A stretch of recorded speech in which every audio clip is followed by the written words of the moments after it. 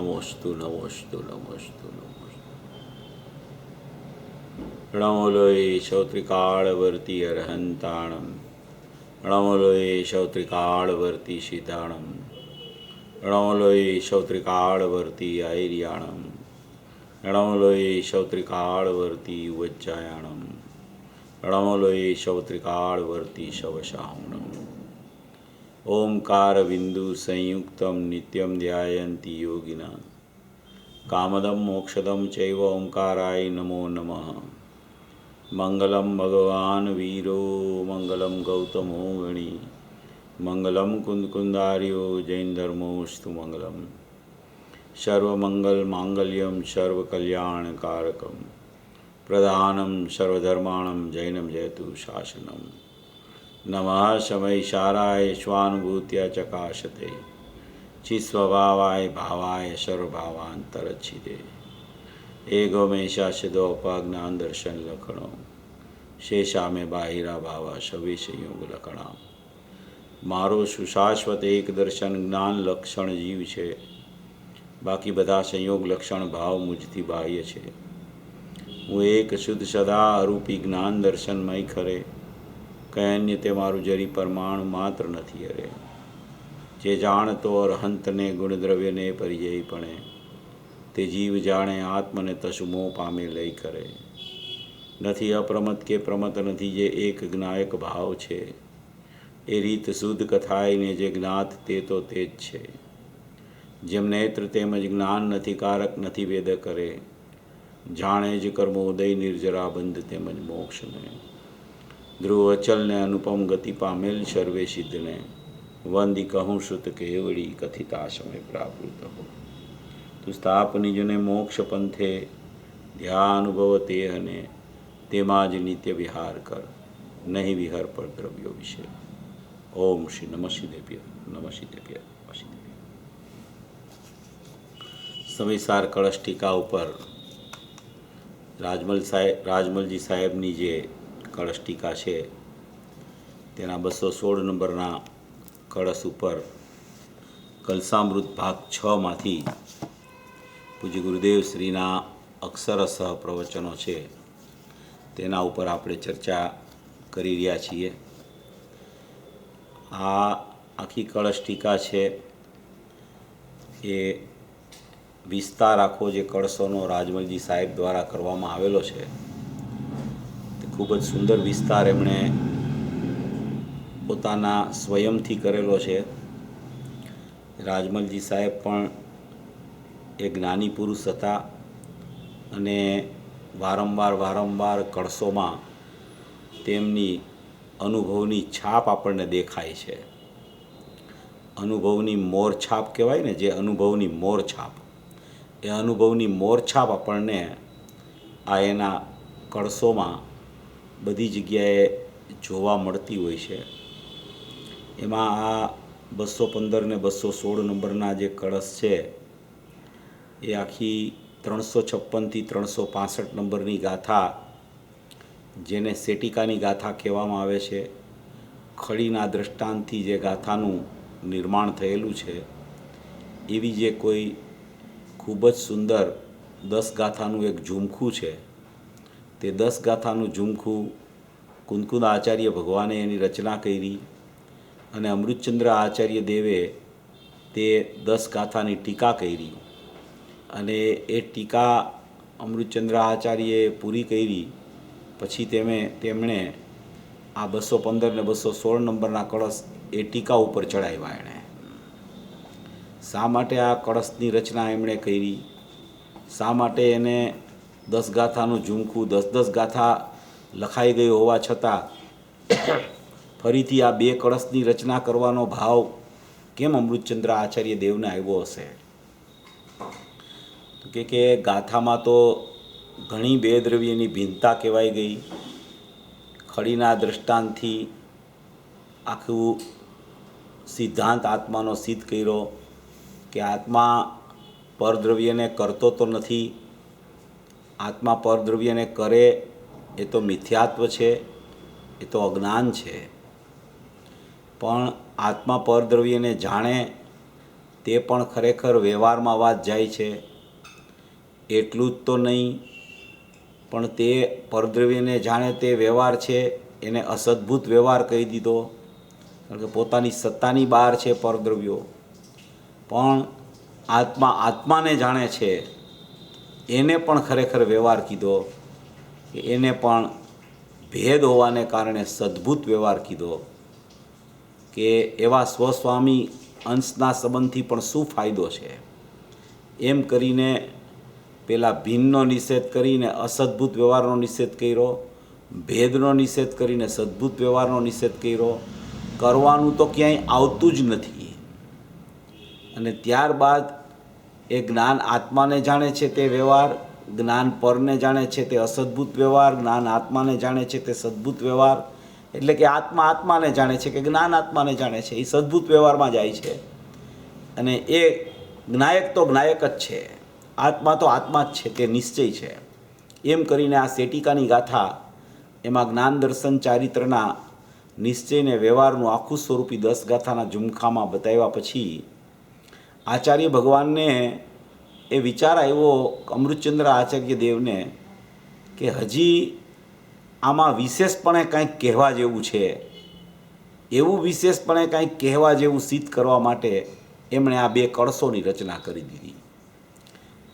જુઓ, એમણે કુંદકુંદ આચાર્યની ટીકા કરી, છતાં એને કુંદકુંદ આચાર્યની ગાથાની ટીકા 10 ગાથાની ટીકા કરી છતાં સંતોષ ન થયો એને, કે હજી કાંઈક કહેવાનું બાકી રહી જાય છે, હજી કાંઈક કહેવાનું આમાં બાકી રહી જાય છે.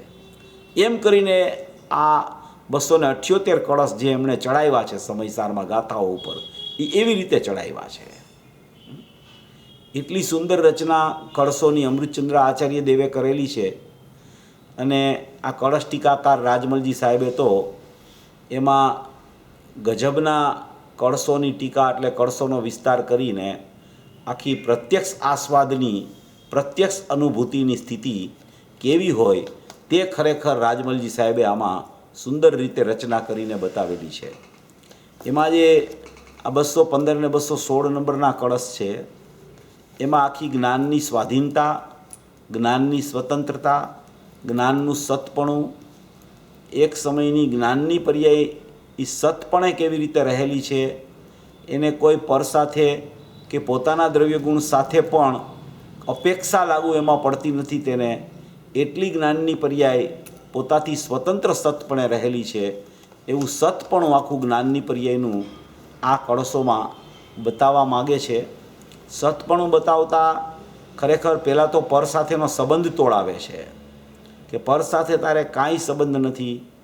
જેમ 200 નંબરના કળશમાં આવી ગયું કે નાસ્તિ સર્વોપી સંબંધ, નાસ્તિ સર્વોપી સંબંધ પર દ્રવ્ય આત્મતત્વયોહો, એટલે કે પરદ્રવ્ય સાથે તારે કાંઈ જ સંબંધ નથી.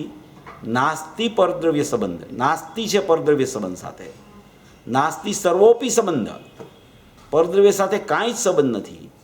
એટલે પહેલાં તો પરનો સંબંધ છોડાવે છે, પરની સન્મુખતા છોડાવે છે. પર સાથેનું કાંઈ જાણવા માટે પણ જ્ઞાનને પર હોય તો પરનું જાણવું થાય એવી પરની અપેક્ષા ક્યાંય પણ જ્ઞાનના સતપણામાં લાગતી નથી. એ પહેલાં અહીંયા સિદ્ધ કરે છે. એટલે જ્ઞાનની સતપણાની સિદ્ધિ, જ્ઞાનને જાણવા માટે ખરેખર કોઈની જરૂરત રહેતી નથી, કોઈ જ્ઞેયોની ખરેખર એને અપેક્ષા રહેતી નથી. એવું જ્ઞાનનું નિરપેક્ષ સતપણું આ કળશમાં સુંદર રીતે વર્ણન કરવામાં આવ્યું છે. અને પછી પૂજ્ય ગુરુદેવ શ્રી તો જ્યારે આ કળશ ઉપર પણ, આ કળશ ઉપર ધજા ચડાવે ગુરુદેવ તો, કળશ તો અમૃતચંદ્ર આચાર્ય લખ્યા, રાજમલજી સાહેબે એની ટીકા કરીને ગુરુદેવ એની ઉપર ધજા ફરકાવે છે. ધ્વજ ફરકે ને, ધ્વજ મંદિરમાં ધ્વજ ફરકતો હોય, તો એ ધ્વજના ફરકાવનાર પૂજ્ય ગુરુદેવ શ્રી છે.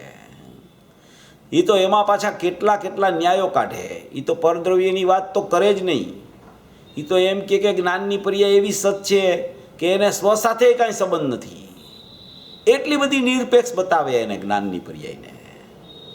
એવી કોઈ અલૌકિક રચના આ કળશોની છે. આ કળશોમાં ખૂબ રહસ્ય ભરેલું છે.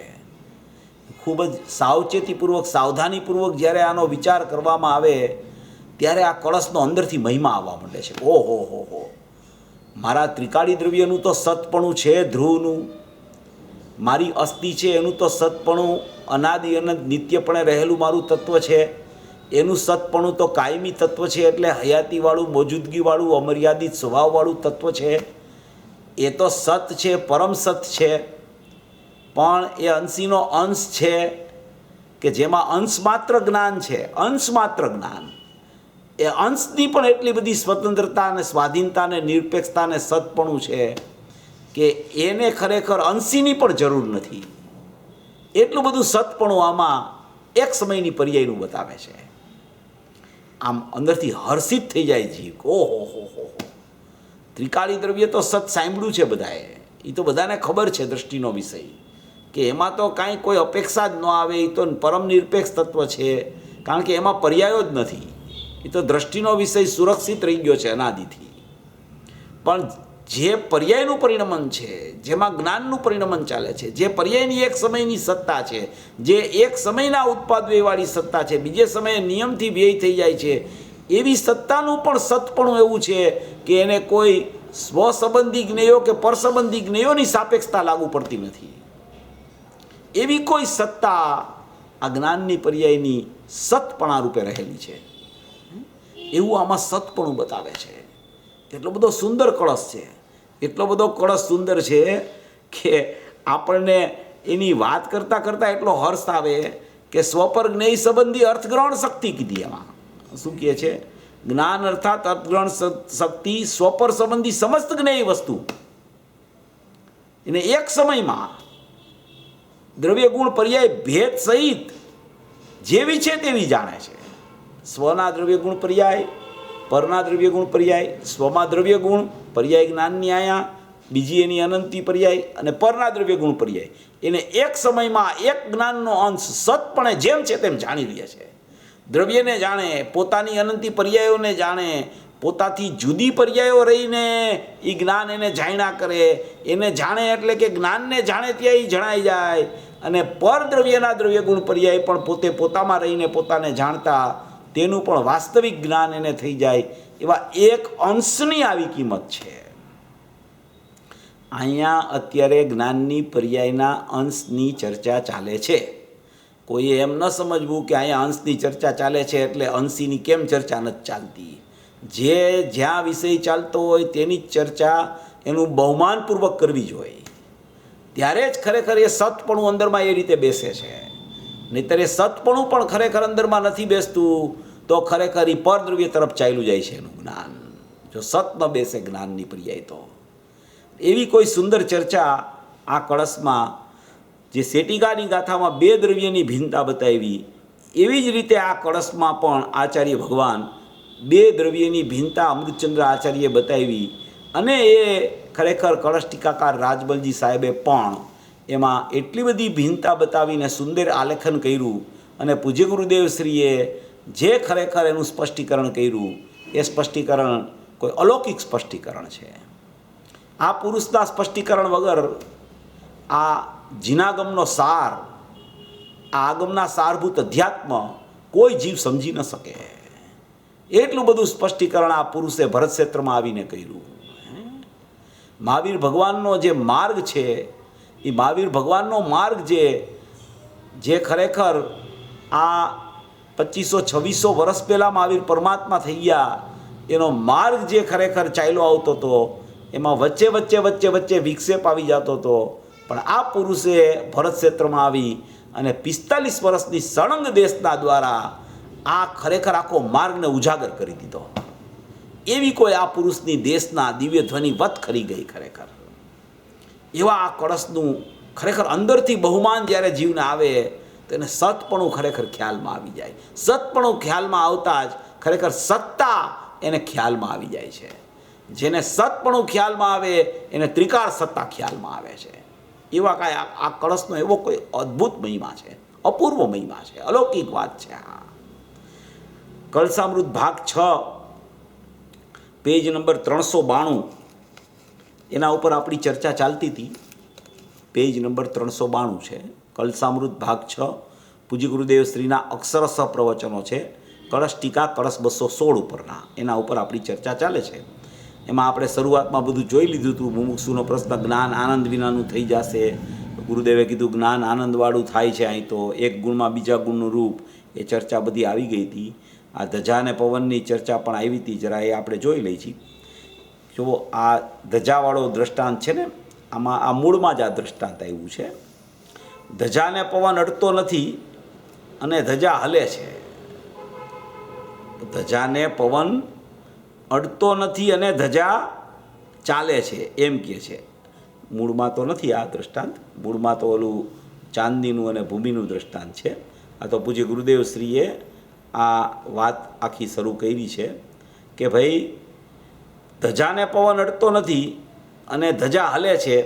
એ હલે છે એ પવનને અડતી નથી અને પવન એને અડતો નથી.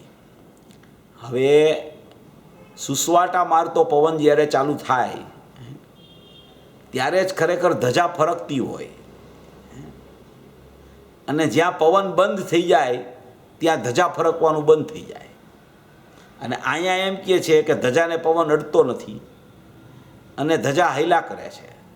એ હલે છે, એ ધજાએ પાછી પવનને અડતી નથી. શું કહેવા માગે છે? કેટલી બે વસ્તુની, ધજાની અને પવનની, કે પવનની સત્તાનું પરિણમન પવનની સત્તામાં છે એની પર્યાય. હવે એ પર્યાયનું પરિણમન જો ધજાને કાંઈ કરી શકતું હોય તો ધજાનું પરિણમન છે એનું શું થયું? તો ધજાની પર્યાયના અભાવપૂર્વક પવનની પર્યાય ખરેખર એને પરિણમાવવા જાય તો બે દ્રવ્યની એકતા થઈ ગઈ. એવું બિલકુલ બનતું નથી. ધજાની સ્વતંત્રતા ધજામાં છે, પવનની સ્વતંત્રતા પવનમાં છે. એના દ્રવ્ય ગુણ પર્યાય એનામાં, આના દ્રવ્ય ગુણ પર્યાય આનામાં છે. જો હવે તો એવું થઈ ગયું છે, પહેલાં તો બધા મંદિરોમાં ઉપર કપડાની ધજા લગાવવામાં આવતી હતી. હવે એક મંદિર હોય, આખું મંદિરનું સંકુલ હોય, એમાં એક મંદિર હોય, એમાં તો ઉપર કપડાની ધજા લગાવેલી હોય જૂના મંદિરમાં. પછી બાજુમાં કોઈ બીજી વેદી બનાવીને નવું મંદિર બનાવવામાં આવે. તો નવું મંદિર બનાવવામાં આવે ને તો હવે એમાં મેટલની ધજાઓ નાખવામાં આવે છે. કેવી? મેટલની. સોનું પૂરીને ધજા બનાવે. મેટલ એટલે કે પિત્તળ અને કાંસુ ભરીને પણ એવી ધજા બનાવવામાં આવે. તો એવી તાંબાની ધજા બનાવવામાં આવે, એમાં સોનું ઉપર લગાવવામાં આવે. તો એવી ધજા પણ બનવા માંડી હવે. તો બે મંદિર હોય એક સંકુલમાં, એકમાં પવનની ધજા હોય અને એકમાં મેટલની ધજા હોય. તો એ બે ધજા છે, એમાં પવન આવે તો કપડાની ધજા તો ફરકવા માંડે અને મેટલની ધજા તો એમને રહીએ. તો પવન શું કરે આમાં? જે પરિણામમાં, જે વસ્તુમાં જે પ્રકારની યોગ્યતા હોય એ પ્રકારે એનું પરિણમન થાય. મેટલની ધજામાં કોઈ પણ પવનનું ગમે તેવું નિમિત્ત આવી જાય, તેમાં એવી યોગ્યતા જ પરિણમન શક્તિની નથી કે જે ફેરકા કરે. અને કપડાની ધજામાં એવી સ્વતંત્ર પોતાની પરિણમન શક્તિ છે કે તે ફરકે છે. પવન સાથે બિલકુલ સંબંધ નથી. જો પવન સાથે સંબંધ હોય તો મેટલની ધજા ફરકવી જોઈએ. જો નિમિત્તથી કાર્ય થતું હોય તો દરેક વસ્તુ નિમિત્તથી પરિણમવી જોઈએ. બિલકુલ એવું નથી હોતું. જે પરિણામ, જે વસ્તુમાં, તેના પરિણામમાં જે પ્રકારની યોગ્યતા રહેલી હોય તે પ્રકારે તેનું પરિણમન થઈ જાય. નિમિત્ત સાથે બિલકુલ સંબંધ નથી. બિલકુલ સંબંધ થતો નથી એની સાથે. જો નિમિત્ત સાથે સંબંધથી આ ફરકતી હોય તો આ મેટલની ધજા પણ પવનના સંબંધે ફરકવી જોઈએ. આ પરિણામમાં એવી યોગ્યતા જ નથી. આ પરિણામમાં એવી યોગ્યતા છે પરિણામની, આ વસ્તુના પરિણામમાં, એટલે અહીંયા ફરકવું થાય છે. પવન તો નિમિત્ત છે, એની સાથે સંબંધ જ નથી બિલકુલ. એવા પણ મતો ચાલતા હોય છે. ગુરુદેવ પણ આ દ્રષ્ટાંત આપે છે કે એવું પણ આવે છે. ઘણા લોકોને એવું થઈ જાય ભ્રમણા કે જીવમાં તો અનેક પ્રકારની યોગ્યતાઓ હોય. જીવમાં અનેક પ્રકારની યોગ્યતાઓ હોય. જેવું નિમિત્ત આવે ને એવી યોગ્યતા અંદરથી બહાર આવે. એવું પણ એક શલ્ય મિથ્યા માન્યતા એવી એક ચાલી રહી છે. બિલકુલ નિમિત્ત સાથે સંબંધ નથી. યોગ્યતાનો ક્રમ પ્રમાણે યોગ્યતા પ્રગટ થાય છે. એની સતપણાની નિશાની છે, એનો સત સ્વભાવ છે. નિમિત્ત સાથે બિલકુલ સંબંધ નથી. એને નિમિત્ત અકર્તા છે, નિમિત્ત અકિંચિત કર છે. નિમિત્ત કાંઈ કરતું નથી ઉપાદાનમાં. જો કોઈ નિમિત્ત એક પરિણામમાં કાંઈ કરે તો બીજા પરિણામમાં પણ એ નિમિત્ત કરવું જ જોઈએ. એવું બિલકુલ બનતું નથી. ગુરુદેવ તો કેટલા દ્રષ્ટાંતોથી આ સિદ્ધ કરે કે સ્ફટિકમાં ઝળકવાની યોગ્યતા છે, લાકડામાં ઝળકવાની યોગ્યતા નથી. કોઈ વસ્તુ સામે હોય તો સ્ફટિક હોય તો એ ઝળકા કરે, કારણ કે સ્ફટિકમાં એવી યોગ્યતા છે. એ વસ્તુને કારણે ઝળકણ નથી થતું. લાકડું અહીંયા પડ્યું હોય અને એ જ સમયે સામે એવી વસ્તુ હોય તો એ ઝળકતી નથી લાકડામાં, કારણ કે લાકડામાં યોગ્યતા નથી. એવી ઝળકવાની યોગ્યતા નથી. સ્ફટિકમાં યોગ્યતા છે.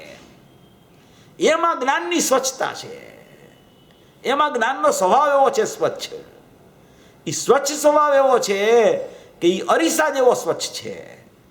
ગમે તેટલા જ્ઞેયો હોય એ પોતે પોતાની સતપણાથી ઝળકા વગર રહેતા નથી, પણ એ ઝળકે છે માટે જાણવું થાય છે એવું બિલકુલ નથી. કોઈ અપેક્ષા જ્ઞેયોની નથી જ્ઞાનને. જ્ઞાન સ્વતઃસિદ્ધ પોતાથી જાણ્યા કરે છે. એવો જ્ઞાનનો સ્વભાવ છે. જાણવું જાણવું જાણવું સ્વભાવ છે જ્ઞાનનો. જો આયા કહે છે ધજાને પવન અડતો નથી, અને ધજા હલે છે, એ હલે છે એ પવનને અડતી નથી. બોલો. પાછી હલે છે એમ કહે છે, પાછો પવન આવે છે એમ કહે છે, પાછી કહે છે કે પવન ધજાને અડતો નથી ને ધજા પવનને અડતી નથી. કેટલી સ્વતંત્રતાની પરાકાષ્ઠા ગુરુદેવ બતાવે છે. કેટલું સતપણું સિદ્ધ કરે છે. કેટલી બે પદાર્થની ભિન્નતા બતાવે છે. કેટલું એક દ્રવ્ય બીજા દ્રવ્યને કાંઈ કરી શકતું નથી એમ બતાવે છે. કેટલું નિમિત્તથી કોઈ કાર્ય થતું નથી એમ બતાવે છે. કોઈ પણ જ્ઞાની પુરુષ સામે હોય, સાંભળનારા જીવની યોગ્યતા ન હોય તો ગમે તેટલો ઉપદેશ આવતો હોય તો એ જીવની યોગ્યતા ન હોય તો એ ગમે તેટલું સારો ઉપદેશ હોય તો પણ એ પરિણમી ન શકે. એની બાજુમાં બીજો જીવ બેઠો છે. પ્રવચન એક જ્ઞાનીનું ચાલે છે, ગુરુદેવ શ્રીનું. એક જીવ નથી પામતો, બીજો જીવ પામી જાય છે. યોગ્યતા છે એની યોગ્યતામાં પરિણમન શક્તિ રહેલી છે. એ શક્તિ અનુસાર એની યોગ્યતા પરિણમી જાય છે, અને બીજા જીવની એની યોગ્યતા નથી માટે એ પરિણમતો નથી. ઉપદેશ તો સરખો છે બે માટે. નિમિત્ત બે માટે સરખું છે, પણ નિમિત્તથી કાંઈ થતું નથી. આ મહા સિદ્ધાંત પૂજ્ય ગુરુદેવ શ્રી આપ્યો. આ નિમિત્ત ઉપાદાનની જો પણ એને ખરેખર બરાબર વ્યવસ્થા બેસી જાય ને તો આ સતપણું પકડાઈ જાય, અને સતપણું જેને પકડાય એને ત્રિકાળી દ્રવ્યની સત્તા ખ્યાલમાં આવી જાય કે મારા એક અંશનું પણ આવું સતપણું છે તો મારી ત્રિકાળી દ્રવ્યની સત્તાની સિદ્ધિ કેવી રીતે થાય, મારી સત્તા કેવી હોય મહાન, મારી સત્તા કેટલી મહિમાવંત હોય, કેટલી ત્રિકાળતાથી ભરેલી હોય. નિમિત્ત ત્રણે કાળ અકિંચિત કર છે. અહીંયા કાર્ય થાય ત્યારે નિમિત્ત હોય તો છે ને, બસ આ આગ્રહ એને નિમિત્ત અકિંચિત કરમાં પરિણમવા નથી દેતો. એવું નિમિત્ત તો હોય છે ને, નિમિત્ત તો હોય છે ને, નિમિત્ત તો હોય છે ને. એનો અર્થ જ કે નિમિત્તથી કાર્ય થાય છે એ ભ્રાંતિ છે એને. એ પરિણમન થયું ત્યારે તો પવન હતો ને, ધજાનું પરિણમન થયું ત્યારે પવન તો હતો કે નહીં? પવન ન આવ્યો તો ધજા કેમ ઊભી રહી ગઈ? બસ આ જ વાત છે ને, આ જ શલ્ય, એને મિથ્યા શલ્ય કહેવામાં આવે છે. આનું નામ મહામિથ્યાત્વ છે. બે દ્રવ્યની એકતા. નિમિત્તના બાના નીચે પણ બોલે છે નિમિત્ત, માને છે કર્તા પર દ્રવ્યને. બોલે છે કે પવન નિમિત્ત છે, પણ એ પવનને કર્તા માનીને આયા ધજા હાલે છે એમ શલ્ય છે અંદરમાં મિથ્યાત્વનું. એટલે ધજાનું સ્વતંત્ર પરિણમન દેખાતું નથી. એમ અહીંયા પર્યાયનું સ્વતંત્ર પરિણમન જ્યાં સુધી ખ્યાલ નથી આવતું ત્યાં સુધી નિમિત્તથી, આરોપથી કાંઈક, નિમિત્તથી અહીં કાંઈક થાય છે એવી ભ્રમણા છૂટતી નથી. એમ સિદ્ધ કરે છે ગુરુદેવ. અહીંયા ધજાનું તો દ્રષ્ટાંત છે. અહીંયા જે યોગ્યતાઓ પડેલી છે એ સ્વતંત્ર પરિણમન થયા કરે છે. જ્ઞાનની જેવી સંગત યોગ્યતા છે એવું પરિણમન જાણવા રૂપે પરિણમે છે, એવું જ બારમાં જ્ઞેય સ્વતઃસિદ્ધ હોય છે. એ જ્ઞેય બારમાં હોય છે એની કોઈ મહત્વતા જ નથી. એ તો અહીંયા એવું જાણવું થયું એટલે કહેવામાં આવે કે બારમાં એવું જ્ઞેય હતું એમ. બાકી જ્ઞેય સાથે સંબંધ જ નથી જ્ઞાનને. એટલું બધું નિરપેક્ષ છે જ્ઞાન, એટલું બધું સ્વાધીન છે જ્ઞાન, એટલું બધું સ્વતંત્ર છે જ્ઞાન. કોઈ અપેક્ષા એને કોઈ પરિણામના, બીજા જીવના પરિણામની કે બીજી વસ્તુની અપેક્ષા જ્ઞાનના પરિણમને બિલકુલ લાગુ પડતી નથી. આટલી સતપણાની પરાકાષ્ઠાએ જ્યારે એને ખ્યાલ આવવા માંડે છે ત્યારે એને ત્રિકાળી દ્રવ્યની સત્તા, એ જ જ્ઞાનમાં ત્રિકાળી દ્રવ્યની સત્તા કે હું જ આ ત્રિકાળી દ્રવ્ય ધ્રુવ પરમાત્મા છું, અંશી હું જ છું, ચૈતન્ય તત્વ હું જ છું, ત્રિકાળ પરમ પારિણામિક ભાવ લક્ષણવાળો જ્ઞાયક ભાવ હું જ છું, એવો ભૂતાર્થ સ્વભાવી હું છું કે જેમાં કોઈ પણ પ્રકારની અભૂતાર્થ વસ્તુઓ નથી. આ જ્ઞાનનું સતપણું બેસે છે. એ પરદ્રવ્યથી તો ખરેખર પૃથક થઈ જાય છે અને પરદ્રવ્યથી પૃથક થતાં એને સ્વદ્રવ્યનું બહુમાન આવતા એના જ્ઞાનના પરિણામમાં હું જ્ઞાયક છું એવું પરિણામ સ્વતઃસિદ્ધ થાય છે. એ સ્વતઃસિદ્ધ પરિણામ થાય છે એવા ત્યારે એમ કહેવામાં આવે કે આ જ્ઞાનની પર્યાયે દ્રવ્યનું લક્ષ કર્યું. દ્રવ્યનું લક્ષ કરતા પર્યાયના પરિણામ થાય છે. એ પર્યાયની ખરેખર નિરપેક્ષતાને ખલેલ પહોંચાડે છે. અહીંયા પરિણામ સતપણે પ્રગટ થાય છે ત્યારે નિયમથી એમાં જ્ઞાયક હોય છે એવો એને ખ્યાલ આવી જાય છે પરિણામમાં કે હું જ્ઞાયક છું. એનું નામ ખરેખર પરિણામનું સતપણું છે. એમ અહીંયા સતપણું સિદ્ધ કરવા માંગે છે. એવી કોઈ વ્યવસ્થા સુંદર છે આમાં. ધજાને પવન અડતો નથી અને ધજા હલે છે એ પવનને અડતી નથી, પવન એને અડતો નથી. એકબીજાના અભાવ સ્વભાવ સ્વરૂપ છે. એકબીજાના અભાવ સ્વભાવ સ્વરૂપે છે. ધજાનો પવનમાં અભાવ, પવનનો ધજામાં અભાવ, એકબીજાના અભાવ સ્વરૂપે પોતપોતાથી પોતે રહેલા છે. એ બેયની પોતાની સ્વતંત્રતા સિદ્ધ કરે છે. આખો સ્વાધીન માર્ગ છે, આખો સ્વતંત્રતાનો માર્ગ છે. અણુએ અણુની સ્વતંત્રતા, પરમાણુ પરમાણુની સ્વતંત્રતા. એક ખરેખર સ્કંધમાં અસંખ્ય પરમાણુ હોય તો એમાં એક એક પરમાણુ પોતે પોતાથી સ્વતંત્ર છે. એ એક પરમાણુના દ્રવ્યગુણ પર્યાય છે. એ એક પરમાણુના દ્રવ્યગુણ પર્યાયમાં એક એની જે પર્યાય છે એને ખરેખર દ્રવ્ય કરતું નથી. એનો પરમાણુ એ પરમાણુ પોતાની પર્યાયને પણ કરી શકતો નથી. આ એક સ્કંધમાં જે પરમાણુઓ રહેલા છે એમાં એક એક પરમાણુમાં દ્રવ્યગુણ પર્યાય છે અને એક એક પરમાણુના દ્રવ્યગુણ પર્યાય સત છે. એ એક પર્યાય, એક પરમાણુની પર્યાય છે એ બીજા પરમાણુની પર્યાયને સ્પર્શ કરતી નથી અને એક પરમાણુની પર્યાય પોતાના પરમાણુ રૂપી દ્રવ્યને પણ સ્પર્શ કરી નથી શકતી. એટલી બધી સ્વાધીનતા છે, એટલો બધો સ્વતંત્રતાનો માર્ગ છે. ક્યાંય પણ જો એને એકમેકતાનું પ્રકરણ જો ચાલુ થઈ ગયું તો એનો મતલબ એમ છે કે હવે આ સતપણું એની નજરમાંથી ચાલ્યું ગયું. એટલે હવે દ્રવ્યગુણ પર્યાયનું સતપણું વયું ગયું. એક દ્રવ્ય અને બીજા દ્રવ્યની બેયની સ્થિતિ સતપણે ચાલી ગઈ, બેયની ભિન્નતા એના ખ્યાલમાં ન રહી. એટલે ખરેખર આમ જોવો ને તો આખા જગતનો નાશ થઈ જાય. જો કોઈ એક દ્રવ્ય બીજા દ્રવ્ય રૂપે થઈ જાય કે કોઈ એક દ્રવ્ય બીજા દ્રવ્યની પર્યાયને કાંઈ કરવા માંડે તો જગતની જેટલી વસ્તુઓ છે એમાં ખરેખર દખલગીરી ઊભી થઈ જાય. એકને કારણે જો બીજું થવા માંડે તો ખરેખર જગતના કોઈ પદાર્થો રહી શકે નહીં. એટલી બધી આ સ્વાધીનતાની પરાકાષ્ઠા બતાવે છે અહીંયા. જો પછી કહે છે કે દવાનું શું કામ? ગુરુદેવને પ્રશ્ન કરે શ્રોતા કે દવાનું શું કામ? તો કહે છે કે દવાનું શું, ધૂળે થતી નથી. દવાની પર્યાય આ તમારા ડૉક્ટરનું પૂછે છે.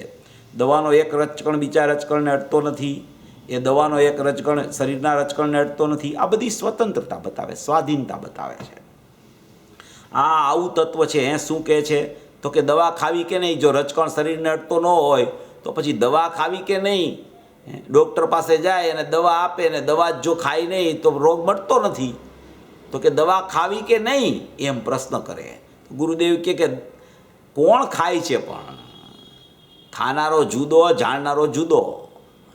અને ખાનારાને જાણનારો માની લીધો એટલે થઈ ગઈ ભ્રમણા. એમ કહે છે કે દવાનું શું જોડે કોણ ખાય છે? તમારે તો મોઢા આગળ બહુ દવા હોય છે. 6 લાખનું મકાન છે એમનું, ત્યાં અમારો ઉતારો હતો, એ હું ખાઈને આમ ફરતો હતો, જ્યાં એનું સુવાનું હતું ત્યાં ઘણી દવાઓ પડી હતી. 6 લાખનું રહેવાનું મકાન છે ને ભાઈનું જુદું છે, એ પણ મોટું છે. શોભાલાલ કોના મકાન બાપા? હા. ગુરુદેવ તો ગમે તેવા મોટા શેઠ બેઠા હોય ને તોય ખરેખર એને જે ચોખ્ખું હોય ને એ જ કહે, તત્વથી કહે.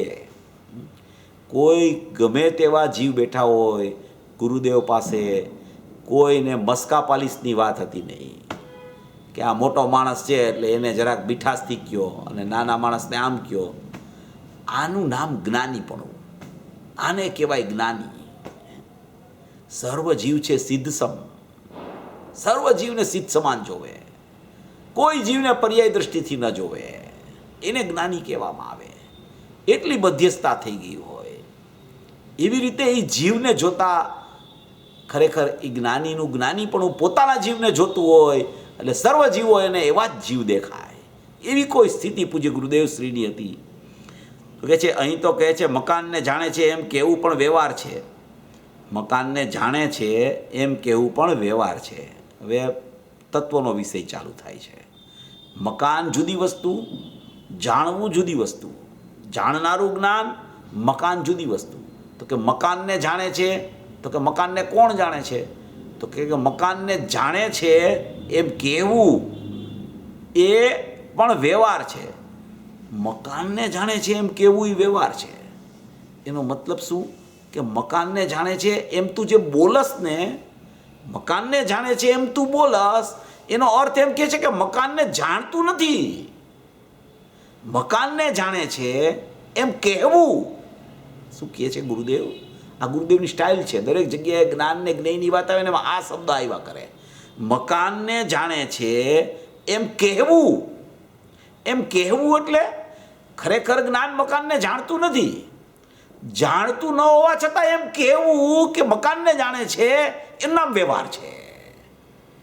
જાણતું હોય ને જો એમ કહે તો વ્યવહાર ન કહેવાય, તો નિશ્ચય કહેવાય. એને શું કહેવા માગે છે? માર્મિક વાત છે બહુ. અહીં તો કહે છે કે મકાનને જાણે છે એમ કહેવું, મકાનને જાણે છે એમ કહેવું. કારણ કે શું કામ એમ કહેવું એ વ્યવહાર છે? કે મકાનને જાણતું નથી જ્ઞાન, અને આ કીધા કરે છે કે મકાનને જાણે છે, મકાનને જાણે છે, મકાનને જાણે છે, મકાનને જાણે છે. તો કઈ વ્યવહાર થઈ ગયો ભાઈ. મકાનને જાણતું જ નથી જ્ઞાન, જ્ઞાન જ્ઞાનને જાણે છે. જ્ઞાન મકાનને જાણે તો એની સાથે તન્મય થવું પડે. એની સાથે તન્મય થાય તો જ્ઞાનનોય નાશ થાય ને મકાનનોય નાશ થઈ જાય. એવો પ્રસંગ જ ક્યારેય બનતો નથી. એટલે મકાનને જાણે છે જ્ઞાન એમ કહેવું, એમ કહેવું એટલે બોલ્યા કરે કે જ્ઞાન મકાનને જાણે છે, જ્ઞાન રાગને જાણે છે, જ્ઞાન જ્ઞેયને જાણે છે. તો કે એમ તું બોલસ ને એ તો વ્યવહાર છે. કારણ કે એ જાણતું નથી ને તું એમ બોલ્યા કરસ એટલે એને વ્યવહાર કીધો છે. જો જાણતું હોય ને તું એમ બોલતો હો તો એને વ્યવહાર ન કહેવાય, તો નિશ્ચય કહેવાય. એને એનો અર્થ જ કે જાણતું નથી અને એમ બોલ્યા કરે છે જ્ઞાન મકાનને જાણે છે, જ્ઞાન મકાનને જાણે છે, જ્ઞાન મકાનને જાણે છે, અને એમ કહે છે એમ નામ વ્યવહાર છે. એમ કહેવા માગે છે. હા, જ્ઞાન જ્ઞાનને જાણે છે, એમાં સ્પર્શીને અડીને જાણે છે તે જ્ઞાન.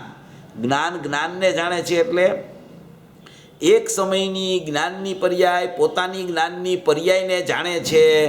એનું નામ એને સ્પર્શીને અડીને જાણે છે તેનું નામ જ્ઞાન કહેવામાં આવે છે. આ મકાનને તો સ્પર્શીને જાણતું નથી, પણ જ્ઞાન જ્ઞાનને સ્પર્શીને જાણે છે. જ્ઞાનમાં જ પોતાનું જ્ઞાનત્વ અને જ્ઞાનમાં જ પોતાનું જ્ઞેયત્વ, જ્ઞાનનો જ સ્વપર પ્રકાશક સ્વભાવ, એવા જ્ઞાનમાં જ્ઞાન જ્ઞાનને જાણે, એને સ્પર્શીને ને અડીને જાણે છે તે જ્ઞાન છે. જ્ઞાન પરને અડતું નથી, માટે પરને સી રીતે જાણે?